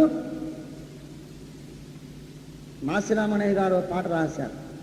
కరుణాపీఠము చేరరే దేవుని కృప చరణస్థలిని చేరరే, పరలోక జనకుని వరములు లభించు తరుణమౌ ప్రార్థనలు కరములు జోడించి కరుణాపీఠము చేరరే దేవుని కృప చరణస్థలిని చేరరే, పరలోక జనకుని వరములు లభించు తరుణము ప్రార్థనలు కరములు జోడించి కరుణాపీఠము చేరరే దేవుని కృప చరణస్థలిని చేరరే. కరుణాపీఠము అన్నా కృపాసనం అన్నా ఒకటే, పర్యాయ పదాలవి. కరుణ అన్నా కృప అన్నా ఒకటే. ఆసనము అన్నా పీఠము అన్నా ఒకటే. ఆసనం అంటే కూర్చునేది, పీఠం అన్నా కూర్చునేది. కరుణ అన్నా కృప అన్నా ఒకటే. కృపాసనం అన్నా కరుణాపీఠం అన్నా ఒకటే. మనం కృపాసనమునొద్దకు చేరుదామంటే ఎక్కడ చేరుదాం? కరుణాపీఠమునకు చేరుదాం. ఇప్పుడు ఇశ్రాయేలుల యొక్క ప్రత్యక్ష గుడారములో ఒక బలిపీఠం ఉన్నది, మన జీవితానుభవంలో ఒక బలిపీఠం ఉంది. వారి ప్రత్యక్ష గుడారములో ఒక కరుణాపీఠం ఉన్నది, మనకు కూడా ఒక కరుణాపీఠం ఉన్నది. దేవునికి స్తోత్రం కలుగును గాక. హల్లెలూయా, హల్లెలూయా. ఆ కరుణాపీఠం దగ్గరికి మనం చేరడానికి అడ్డముగా ఉన్న తెర క్రీస్తు మరణించినప్పుడు పైనుండి కిందికి నడిమికి రెండుగా చినిగిపోయేను. హెబ్రీ పత్రిక 10వ అధ్యాయము 19వ వచనం. సహోదరులారా, యేసు మన కొరకు ప్రతిష్ఠించిన మార్గమున అనగా నూతనమైనదియు జీవము గలదియు ఆయన శరీరమును తెర ద్వారా ఏర్పరచబడినదియునైన మార్గమున ఆయన రక్తము వలన పరిశుద్ధ స్థలమునందు ప్రవేశించుటకు మనకు ధైర్యము కలిగి ఉన్నది. చాలు పిల్లరా, ప్రత్యక్ష గుడారములో ఒక తెర ఉంది. ఆ తెరకు అవతల కరుణాపీఠం ఉన్నది. ఆ కరుణాపీఠము మీద దేవుని మేఘము ఉన్నది. ఆ మేఘములో అహరోనుకు దేవుడు కనబడి మాట్లాడేవాడు. దేవుని ముఖం కనబడేది. దేవుడు విశ్రమించు స్థానము కరుణాపీఠం. అక్కడికి యాజకుడు ఒక్కడే, ప్రధాన యాజకుడు ఒక్కడే. అది కూడా పొద్దస్తమానం కాదు, సంవత్సరానికి ఒకసారి మాత్రమే. 7వ నెల 10వ దినం వెళ్ళాలి అక్కడికి. ఒక ప్రధాన యాజకుడే సంవత్సరానికి ఒక్కమారే అతి కష్టంగా గడగడ వణుకుచు, గడగడలాడుచు, భయపడుచు వెళ్ళాలి. ఒకవేళ అక్కడ ఉన్నప్పుడు ఒకవేళ ఏదైనా పొరపాటు జరిగితే చచ్చిపోయేవాడు. అతన్ని బయటికి లాగడానికట పొడగాటి తాడు ఒక నడుము కట్టుకుని వెళ్ళేవాడంట. ఆ గంటలు గణగణ వినబడుతుంటే ఓహో ఆయన లోపల పని బతికే ఉన్నాడని అనుకునేవాడు. ఒకవేళ గంటల గణగణ ధ్వని ఆగిపోతే బయటికి లాగేద్దాం శవాన్ని. చచ్చిపోయాడు అనుకోండి, ఆయన తీసుకురావడానికి ఇంకొకరు వెళ్తే వాడు చచ్చిపోతాడు. లోపల ఉన్నది సాధారణమైన వ్యక్తి కాదు, సర్వ లోక రక్షకుడు, సర్వ జగత్ నిర్మాణకుడైన పరిపాలకుడైన యెహోవా దేవుడు లోపల ఉన్నాడు. అంత భయంకరమైన స్థలం. అయితే యేసుక్రీస్తు ప్రభువు వారు ఆయన శిలువ మీద మరణించిన సమయంలో, ఆయన మరణించగానే ఆ అడ్డతెర రెండుగా చిరిగింది. కింది నుండి పైకి కాదు, పై నుండి కిందికి నడిమికి రెండుగా చినిగింది. ఆ మాట తేటగా వ్రాయబడి ఉంది. పై నుండి చినిగిందంటే ఆ చింపడం అనే కార్యం దేవుడు ఆరంభించాడన్నమాట. దేవునికి స్తోత్రం కలుగునుగాక. హల్లెలూయా. ఎప్పుడైతే దేవుని జనితైక కుమారుడు తన పరిశుద్ధ రక్తమును శిలువ మీద కార్చాడో, పరమ తండ్రి అనుకున్నాడు, ఇక ఈ అడ్డతెర యొక్క అవసరం తీరిపోయింది. I don't need this veil anymore, I don't need this curtain anymore. తీసిపారేదేమి. మనుషులు నా సన్నిధిలోకి స్వేచ్ఛగా రావడానికి నా కుమారుడు మార్గం తెరిచాడు. దేవునికి స్తోత్రం కలుగునుగాక. హల్లెలూయా.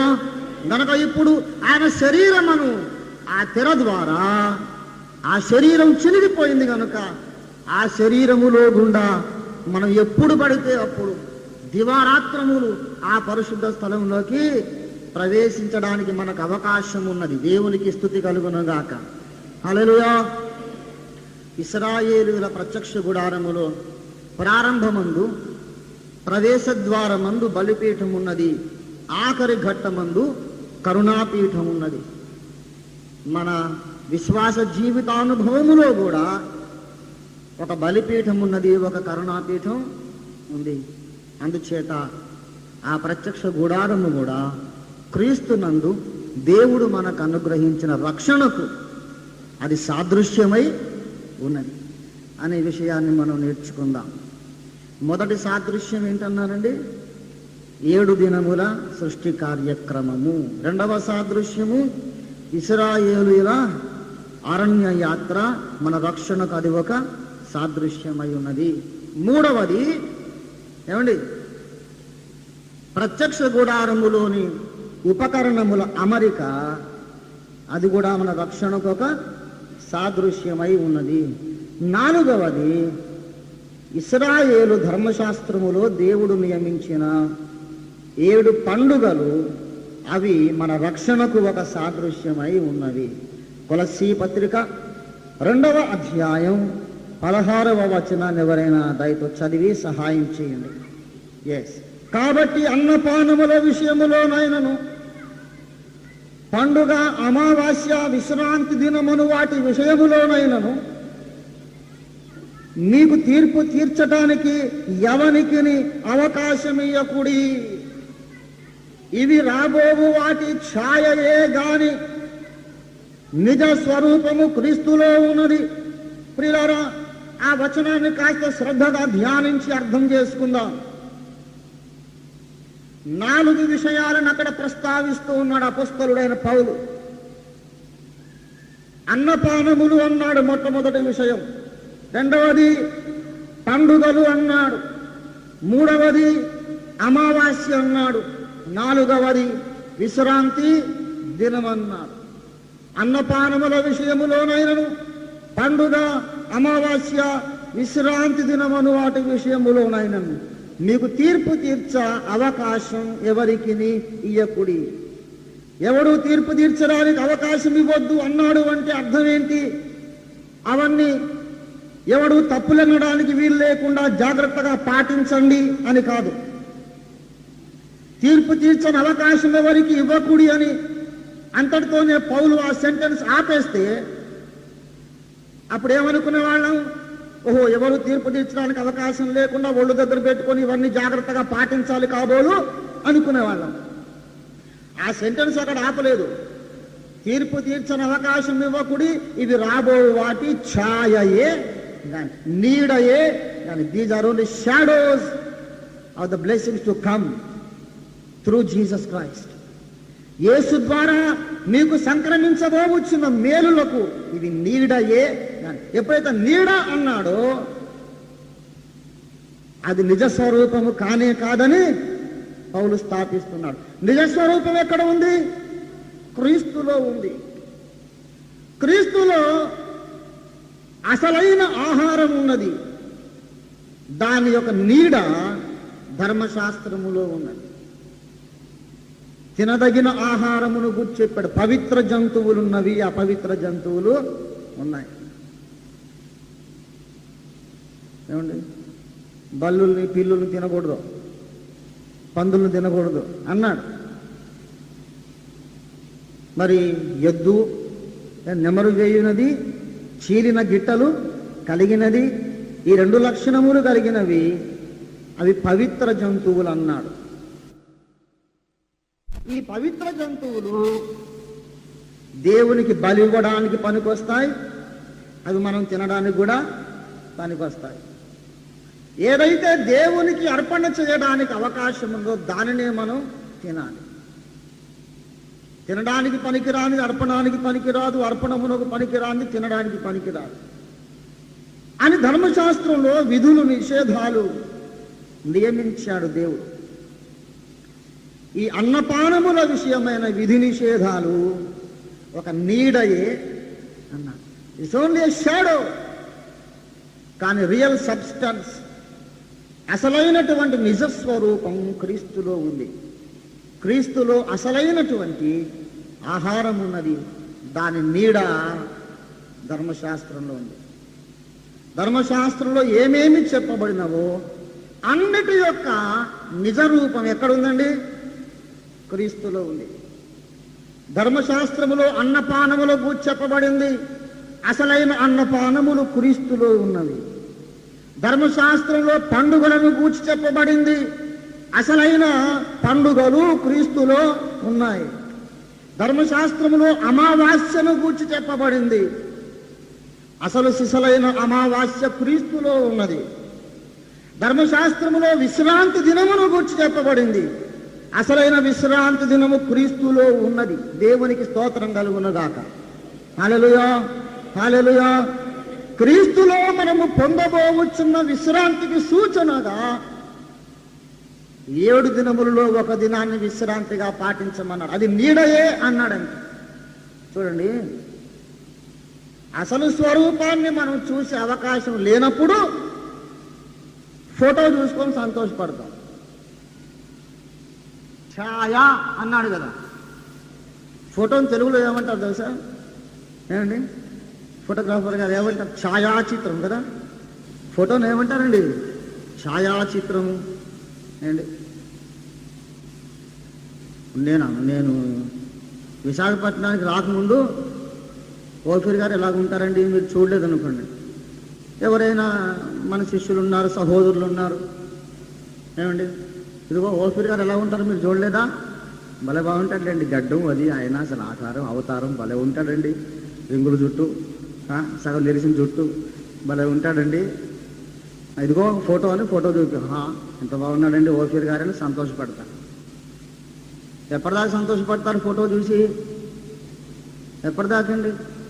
ప్రతిరోజు పొద్దున్నే ఫోటో చూసి ఓఫీర్ గారు ఎంత బాగున్నాడండి అనుకున్నారనుకోండి.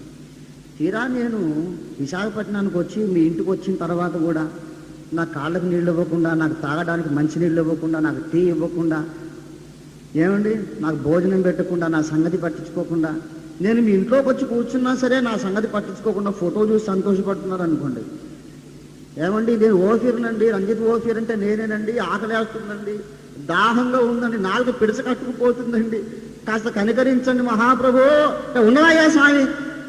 ఈ ఫోటో ఎంత అందంగా ఉందో దీన్ని చూస్తూ నువ్వేంటి మధ్యలో గొడవ, బాబోయ్ అసలు వచ్చానండి ఫోటో ఉండరా తంతను ఎక్కువ మాట్లాడడం అంటే, ఈ ఫోటో ఎంత బాగుందని నేను చూస్తుంటే నువ్వేనా డిస్టర్బ్ చేస్తున్నా అన్నారు అనుకోండి, తప్పకుండా వీడికి మెంటల్ వచ్చింది అనుకుంటా. అసలు ఓఫీర్ గారు వచ్చాక ఫోటో చూసుకొని సంతోషపడ్డం ఏంటో.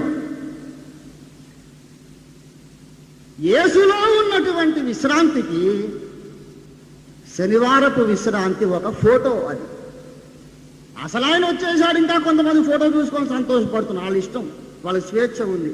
మీరు ఇంకా ఫోటోను చూసుకుంటే చూసుకోండి, నాకు మాత్రం యేసయ్య కావాలి. దేవుని స్తోత్రం కలిగి ఉండగా హల్లెలూయా హల్లెలూయా హల్లెలూయా. అందరిలో అతి శ్రేష్ఠుడు మనకందరికి తానే ప్రభువు, అందరిలో అతి శ్రేష్ఠుడు నే ప్రభువు, హల్లెలూయాకు పాత్రుడు అందరము మ్రోక్కెదము, హల్లెలూయాకు అందరము మ్రోక్కెదము,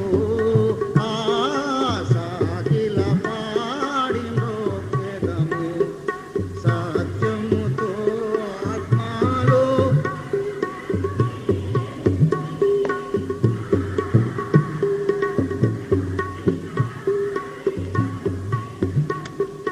గమనించండి, విశ్రాంతి దినము, అన్నపానముల విధి నిషేధాలు అనే వాటిని పౌలు స్థిరపరచదలుచుకున్నట్లయితే,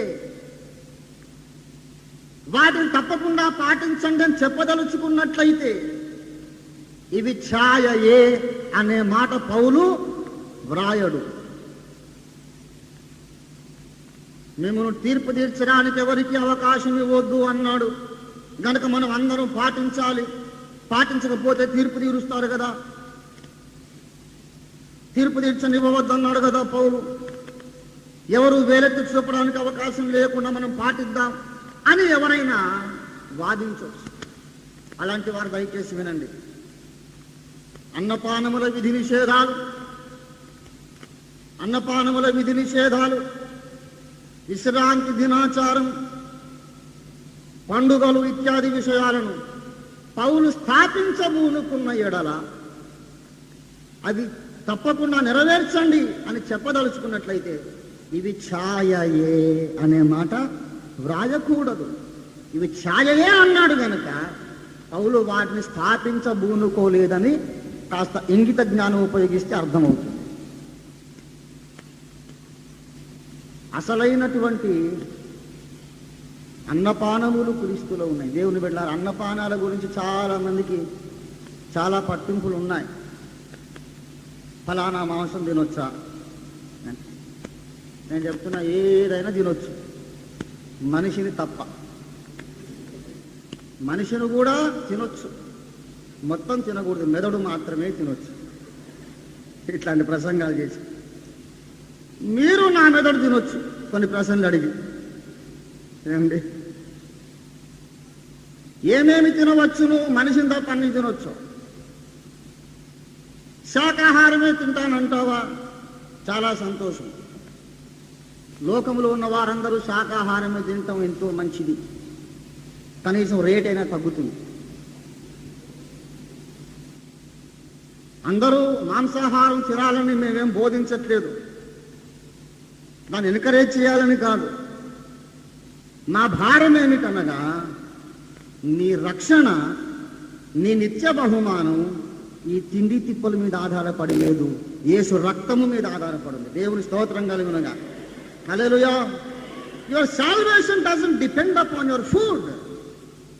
what ever you eat, you don't lose the salvation. యేసు కార్చిన రక్తమును బట్టి నేను క్షమించబడుతున్నాను కానీ తిండి తిప్పలు బట్టిగా. దయచేసి లేఖనము చూద్దాం. హెబ్రీ పత్రిక 13వ అధ్యాయము 9వ వచనం. ఆహా, ఎంత చక్కటి చల్లని మాటమ్మా.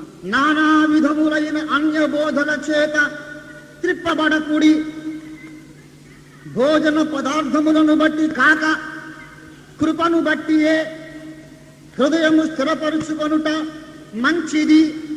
భోజనములను బట్టి ప్రవర్తించిన వారికి ఏమీ ప్రయోజనము కలుగలేదు.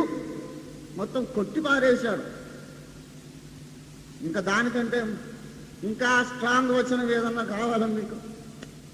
భోజనములను బట్టి ప్రవర్తించిన వాళ్ళు కొందరు ఉన్నారు. వాళ్ళకు ప్రయోజనం ఏమన్నా కలిగిందా? కలుగలేదన్నాడు పౌలు. నానా విధములైన అన్యబోధల చేత త్రిప్పబడకూడి, భోజన పదార్థములను బట్టి కాక కృపను బట్టి హృదయము స్థిరపరుచుకొనుట మంచిది. భోజనములను బట్టి ప్రవర్తించిన వాళ్ళు చాలా మంది ఉన్నారు. వాళ్ళకి ఏమి రవ్వంత ప్రయోజనం. అంబారే తిను, మాకు అభ్యంతరం లేదు. ఏమండి, ఎప్పుడు పప్పుచారు, వంకాయ వేపుడు, ఏమండి అలాగే తిను. నువ్వు తప్పకుండా మాంసం తినాలని మా బోధ కాదు. అసలు నిజానికి ఒక మాట చెప్పిన, ఆదాము హవ్వలు పాపం చేయకముందు వారు శాకాహారులే. నోవహు జలప్రళయం దాకా శాకాహారులే. జలప్రళయం అయ్యాక దేవుడు ఆజ్ఞాపించాడు, ఆ పచ్చని కూర మొక్కలు తినినట్లుగా మీరు జంతువులను కూడా తినవచ్చును అని ఆజ్ఞించాడు. After the flood. ఇక్కడ మాంసాహారం శ్రేష్టమా శాకాహారం శ్రేష్టమా అని కాదు నా బోధ. మన రక్షణకు మన తిండి ఆధారం అది గ్రహిస్తే చాలు. ఏది తిన్నా ఒకటే, ఏం తినకపోయినా ఒకటే. గడ్డి తిను, మాంసం తిను, అబ్రహాం తిను, ఇస్సాకు తిను, తప్పిపోయిన కుమారుడు తిను, పేతురు తిను, యోనా తిను,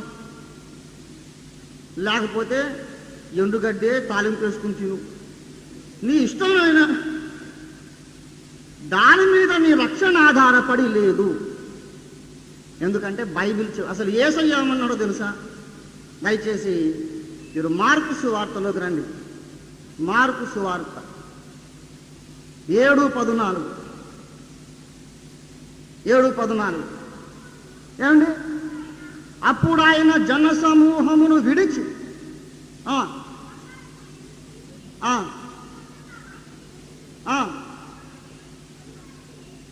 వెలుపల నుండి లోపలికి పోయి మనుష్యుని అపవిత్రునిగా చేయగలుగునది ఏదీ లేదు.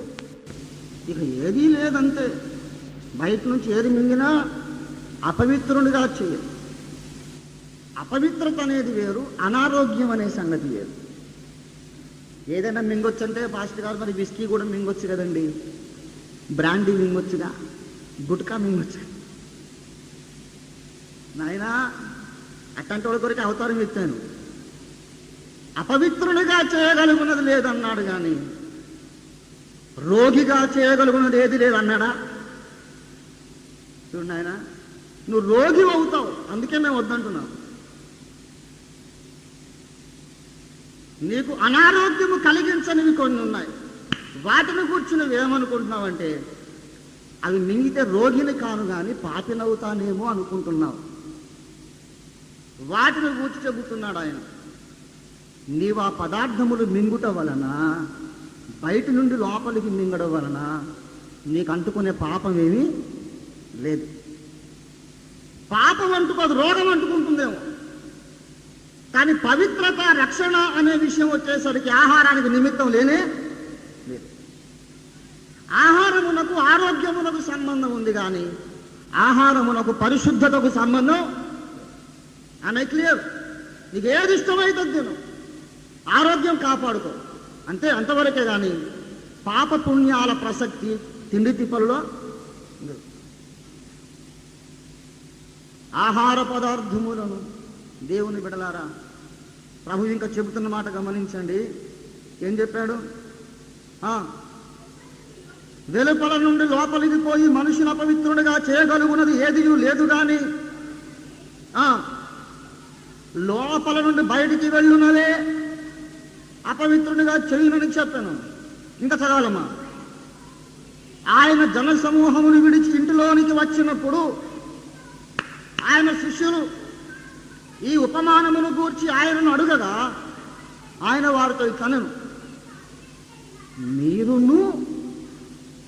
మీరును అంటే మీరు కూడా ఇంత తెలివి తక్కువలేంటారు బాబు. ఇన్ని ఏళ్ళు వెంబడించారు నన్ను, నా బోధ విన్నారు, నా అద్భుతాలు చూశారు, మీరు కూడానా? ఈ డౌట్ ఎవరికన్నా రావచ్చు, కానీ నీకు కూడా ఈ డౌట్ వచ్చిందా బాబు? ఈ అనుమానం పరిసయుడు శాస్త్రి అడిగితే నేను ఒప్పుకునేవాడిని, నువ్వు కూడా నీకు ఇదే డౌటా? నీవును ఇంత అవివేకివా? చదవనా? అపవిత్రునిగా చేయజాలదని గ్రహింపకున్నారా? అది వాని హృదయములో ప్రవేశించక కడుపులోనే ప్రవేశించి రేపు ఉదయం నువ్వు చెప్పు తీసుకొని పోయినప్పుడు విడవబడును. ఇట్లు అది దేవునికి స్తోత్రం కలుగును గాక. యేసయ్య చక్కగా బయోలాజికల్ ప్రాసెస్ చెబుతుంది. బయట నుంచి ఏది మింగినా అది హృదయములోనికి వెళ్ళక ఎక్కడికి వెళ్తుంది అంటే హృదయంలోనికి వెళ్ళేటట్లయితే అది ఏం చేస్తుంది అన్నమాట, అపవిత్రం పరుస్తుంది. కానీ ఎక్కడికి వెళ్తున్నది? కడుపులోకి వెళ్తుంది, తర్వాత డ్రైనేజీలోకి వెళ్ళిపోతుంది. అట్లు అది పవిత్రపరుచును కానీ నిన్ను అపవిత్ర పరుచు. మీరు అడగొచ్చు, ఫలానా మాంసం తినొచ్చా పాస్టర్ గారని మీరు అడగొచ్చు. నేను అడుగుతావు ప్రశ్న, బ్రదర్, నువ్వు ఆ ముక్క నోట్లో పెట్టుకుని గుటకేసినప్పుడు అది గుట్టుకుమని నీ కడుపులోకి వెళుతుందా, హృదయంలోకి వెళుతుందా? నువ్వు గుటకేసినప్పుడు హృదయంలోనికి వెళుతుందని నీకు అనుమానం ఉంటే మింగొద్దు దయచేసి. హృదయంలోకి వెళ్ళేటట్లయితే మింగొద్దు, కానీ హృదయంలోకి కాక కడుపులోకి వెళ్ళేటట్లయితే నిస్సందేహంగా నువ్వు ఏదన్నా మింగొచ్చు. నీ ఆరోగ్యానికి హాని చేయనిది ఏదైనా తినొచ్చు. అక్కడ క్లాజ్ ఒకటే, అది హృదయములోనికి వెళ్ళక కడుపులోనికి. దయచేసి గమనించాలి, భోజనము మీద ఆధారపడి మనకు రక్షణ కానీ నిత్య బహుమానము కానీ లేనే లేదు. దయచేసి ఇంకా మీరు దేవుని వాక్యంలోనికి చూడండి. 1 కొరింథీ పత్రిక 8వ అధ్యాయం 8వ వచనం. భోజనమును బట్టి అబ్బా ఎంత చక్కటి మాట చదివారమ్మా.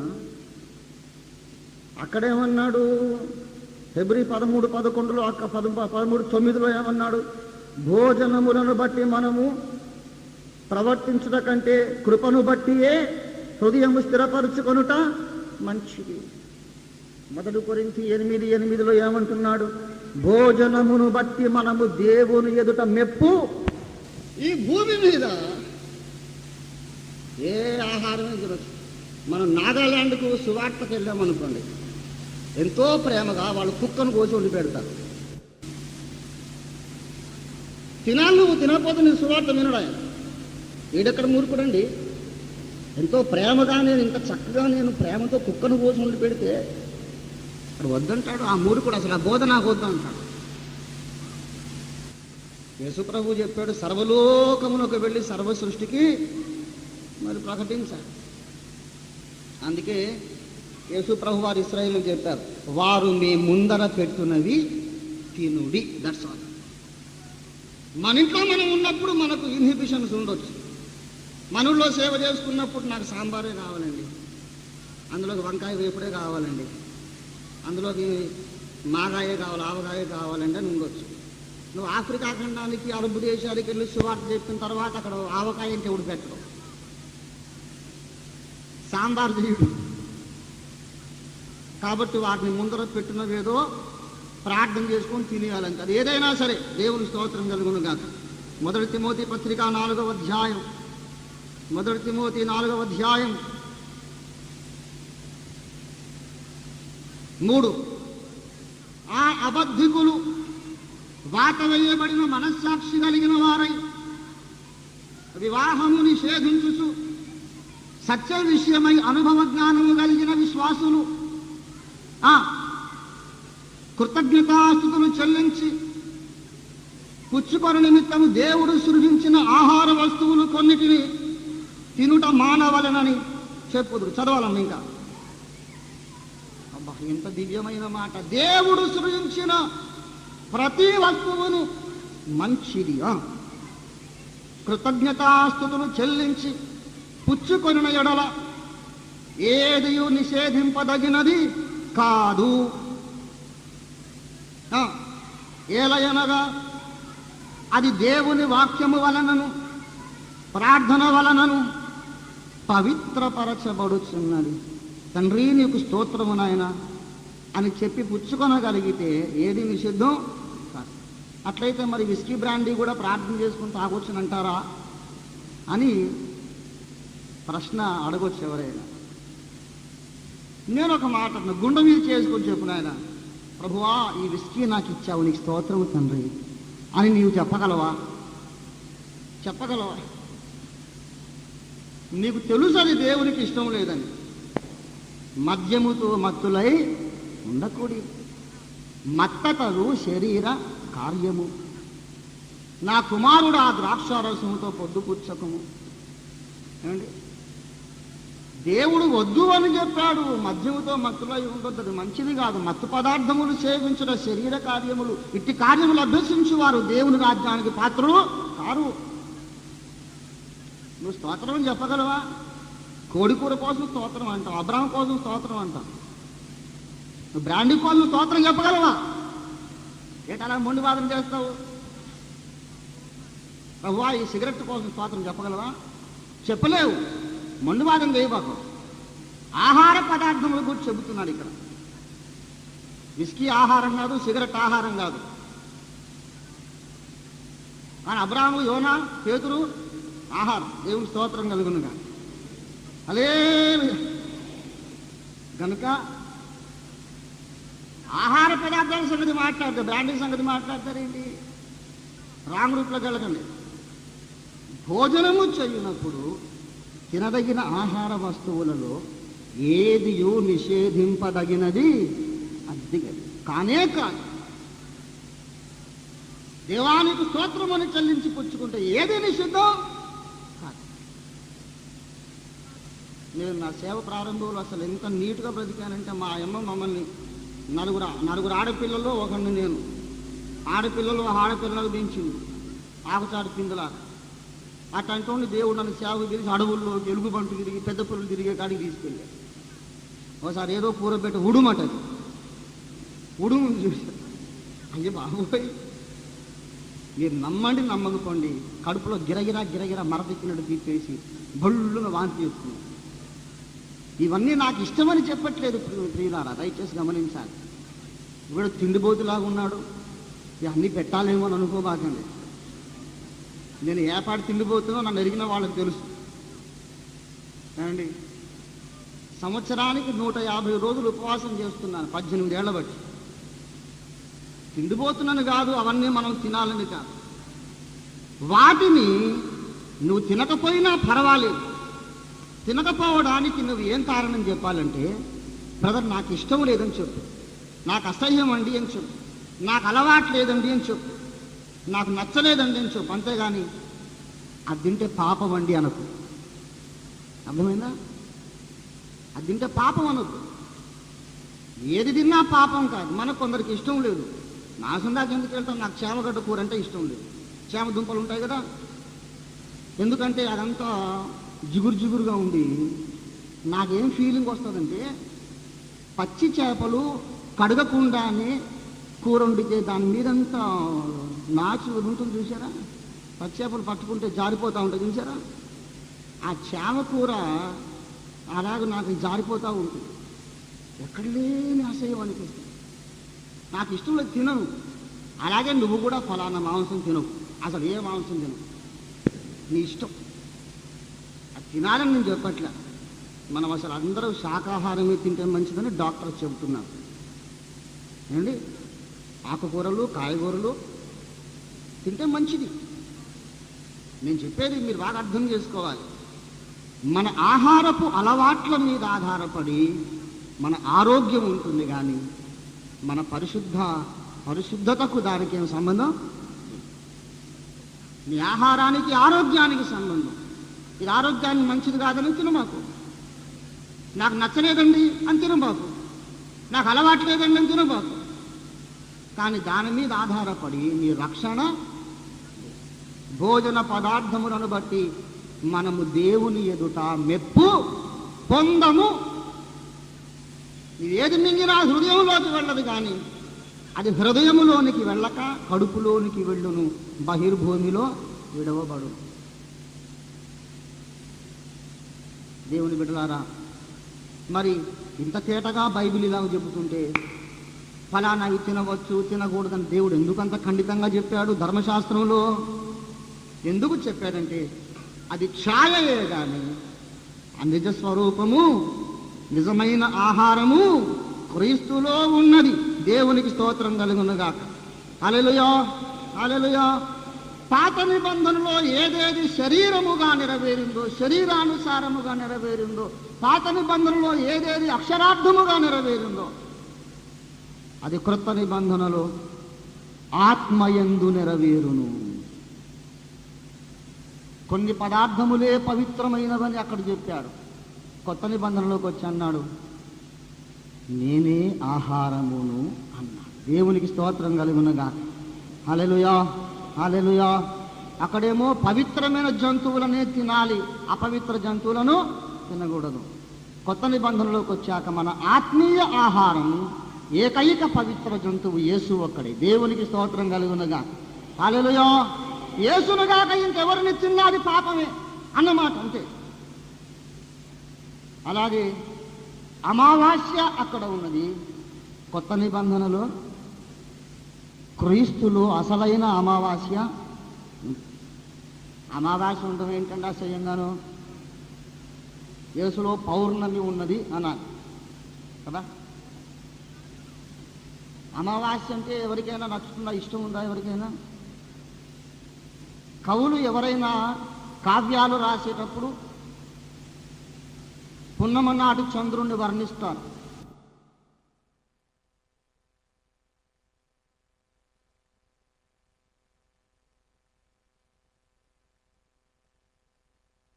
పున్నమి రాత్రులను వర్ణిస్తారు.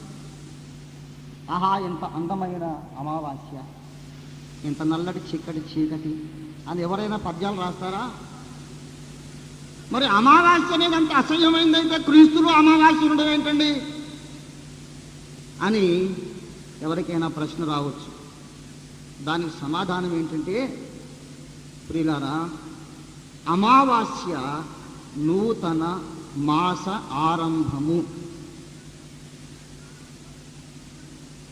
ఇశ్రాయేలు యొక్క సంవత్సరము చంద్రమాన సంవత్సరం. ఇట్స్ లూనార్ ఇయర్, చంద్రమాన సంవత్సరం. సరిగ్గా 360 రోజులే ఉంటాయి. 12 మాసములే. 12 మాసములలో ఒక్కో మాసంలో ఖచ్చితంగా 30 రోజులు ఉంటాయి. Only 30 days. ప్రతి నెలలో 30 రోజులు. 2 పక్షములు. పక్షం అంటే 15 దినాలు. నెలలో 2 పక్షాలు. ఒక పక్షము కృష్ణపక్షం, రెండవది శుక్లపక్షం. కృష్ణ అనే సంస్కృత భాషా పదానికి నలుపు అని అర్థం. కృష్ణపక్షం అంటే నల్లటి పక్షం అని. శుక్లము అనగా తెలుపు. శుక్లపక్షం అంటే తెల్లని పక్షం అని. అనగా ఈ 2 పక్షములలో ఒక దాంట్లోనేమో చంద్రుడు దినదినం ప్రవర్ధమానం అవుతూ ఇంకా తెల్లగా మారుతూ ఉంటాడు. అమావాస్య నాడు ప్రారంభమయ్యేది శుక్లపక్షం. అమావాస్య నాడు సన్నటి గీతలా ఉంటాడు చంద్రుడు. రేపు ఎల్లుండి అవతల ఎల్లుండి ఇంకా వారం, 2వ వారం చోట్ల మెల్లిమెల్లిగా ఆ రేఖ వృద్ధి అవుతూ 15 దినాలు అయ్యేసరికి ఏమవుతుందండి? నిండు పున్నమిగా మారుతుంది. అమావాస్య నాడు శుక్లపక్షం ప్రారంభమవుతుంది. ఆ నిండు చంద్రులను చూసి మనం సంబరపడ్డంతసేపు పట్టదు, మళ్ళీ చంద్రుడు అస్తమిస్తాడు, సూర్యుడు ఉదయిస్తాడు. పౌర్ణమి నాడు కృష్ణపక్షం ప్రారంభమవుతుంది. నానాటికి చంద్రుడు క్షీణిస్తూ క్షీణిస్తూ క్షీణిస్తూ నల్లగా మారిపోతాడు. అమావాస్య నూతన మాస ప్రారంభం. చంద్రుడు అనే ఆ యొక్క ఉపగ్రహం క్రీస్తు సంఘమునకు సాదృశ్యమై ఉన్నది. పరమగీతం 6:10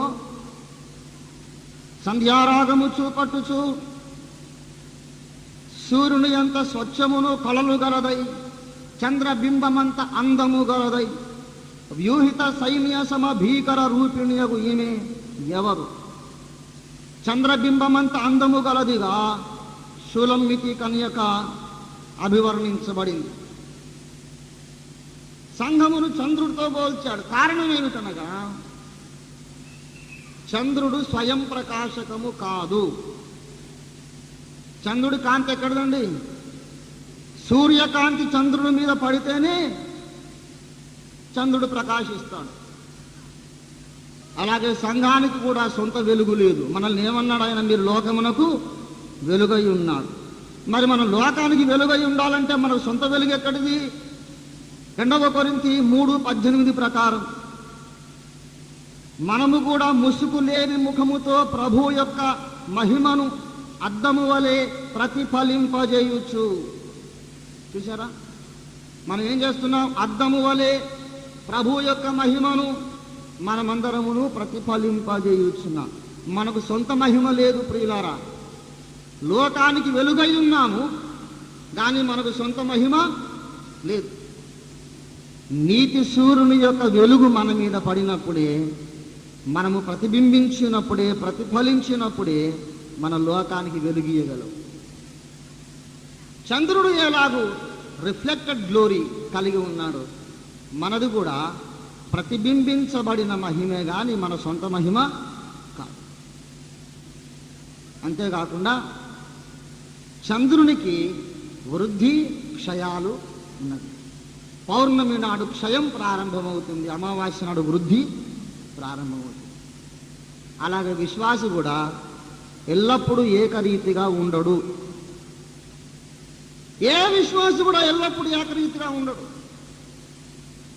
ఇవాళ మనం ఎంతో ఉజ్జీవంగా ఉద్రేకంగా ఉంటాం. కంజరు కొట్టి, నాట్యం ఆడి, పాటలు పాడి, చప్పట్లు కొట్టి, అడావుడు చేసి లోకమంతా ఉద్ధరించాలి, రక్షించేసేయాలి, దేవుడి కోసం గొప్ప కార్యాలు చేయాలి అనుకుంటాం. కొంతకాలం అయ్యాక ఎంతో ఒక విధమైన నీరసం వచ్చేస్తుంది. ఏం ప్రార్థన లేదు, చేసిన ప్రసంగం చాలేవయ్యా ఇంకా ముగించు అనే మైండ్ వచ్చేస్తుంది. ఏటో ఒక నీరసం. ఏం కూటాలండి, ఏం ప్రసంగాలు. చాలా మంది నాకు చెప్తున్నారు, బ్రదర్ అసలు ఏంటో నా ఆత్మీయ జీవితంలో చల్లారిన స్థితి ఉంది, నాకే అర్థం కావట్లేదండి. ఎందుకండి? నాకు అర్థమైంది, నీకు ఎందుకు అలాగండి, నీకు తెలియలేదు. కానీ ఏమైందో తెలుసా? చంద్రుడు క్షీణించడానికి, వృద్ధి చెందడానికి కారణం ఏంటో తెలుసా? చంద్రునికి సూర్యునికి మధ్యలో భూమి అడ్డం వచ్చింది. నీకు నీ ప్రభువుకు మధ్యలో ఈ లోకం అడ్డం వస్తుంది. నీవు చంద్రుడివి, నీ ప్రభువు ఏమో నీతి సూర్యుడు. మధ్యలో నీ కుటుంబం, నీ భార్య, నీ పిల్లలు, నీ ఉద్యోగం, నీ స్నేహితులు, నీ శరీరపు వాంఛలు ఇవన్నీ అడ్డం వచ్చినప్పుడు ఆ మహిమ నీ మీద ప్రకాశించదు గనుక నీవు తిరిగి ప్రకాశించలేవు. మెల్లిమెల్లిగా ఈ నీడలు ఎక్కువైపోతూ ఉంటే నీ ప్రకాశం తక్కువైపోద్ది. కొంతకాలం అయ్యాక నీకు ప్రభువుకు మధ్యలో ఉన్నవాళ్ళు మెల్లిమెల్లిగా దూరం అయిపోతుంటారు. మరలా ప్రభు ముఖం నీ మీద ప్రకాశిస్తుంది. మళ్ళా నీ జీవితం ఈ లోకంలో ప్రకాశిస్తుంది. దేవునికి స్తోత్రం కలుగును గాక. హల్లెలూయా. కనుక ప్రియులారా, అమావాస్య అనేది అసలైన అమావాస్య ఏంటంటే తెలుసా? నువ్వు కృంగిపోయిన పరిస్థితిలో, పూర్తిగా వెలుగులేని చిమ్మ చీకటి పరిస్థితిలో నీవు ఉండి తిరిగి నీ ఆత్మీయ జీవితము ఒక నూతన ఉజ్జీవములోనికి వచ్చుటే అమావాస్య. దేవునికి స్తోత్రం కలుగునుగాక. అమావాస్య అంటే నూతన మాసారంభం. ఆత్మీయ అమావాస్య నూతన ఉజ్జీవారంభం. దేవునికి స్తోత్రం కలుగునుగాక. The beginning of new revival. ఆఖరున పండుగలన్నారు. విశ్రాంతి దినం, అన్నపానములు, పండుగలు. ఈ పండుగ అనేది 4వ మేజర్ టైప్ ఆఫ్ సాల్వేషన్. మొట్టమొదటి సాదృశ్యం ఏమిటండి? పాత నిబంధనలో ధర్మశాస్త్రములో రక్షణను గూర్చిన ప్రధాన సాదృశ్యములు ఎన్ని కలవు? విద్యార్థులు చెప్పాలి. ఎన్ని ఉన్నాయి? 4 ప్రధాన అనే మాట ముఖ్యం. ఎందుకంటే మళ్ళీ మామూలు సాదృశ్యాలు ఉన్నాయి.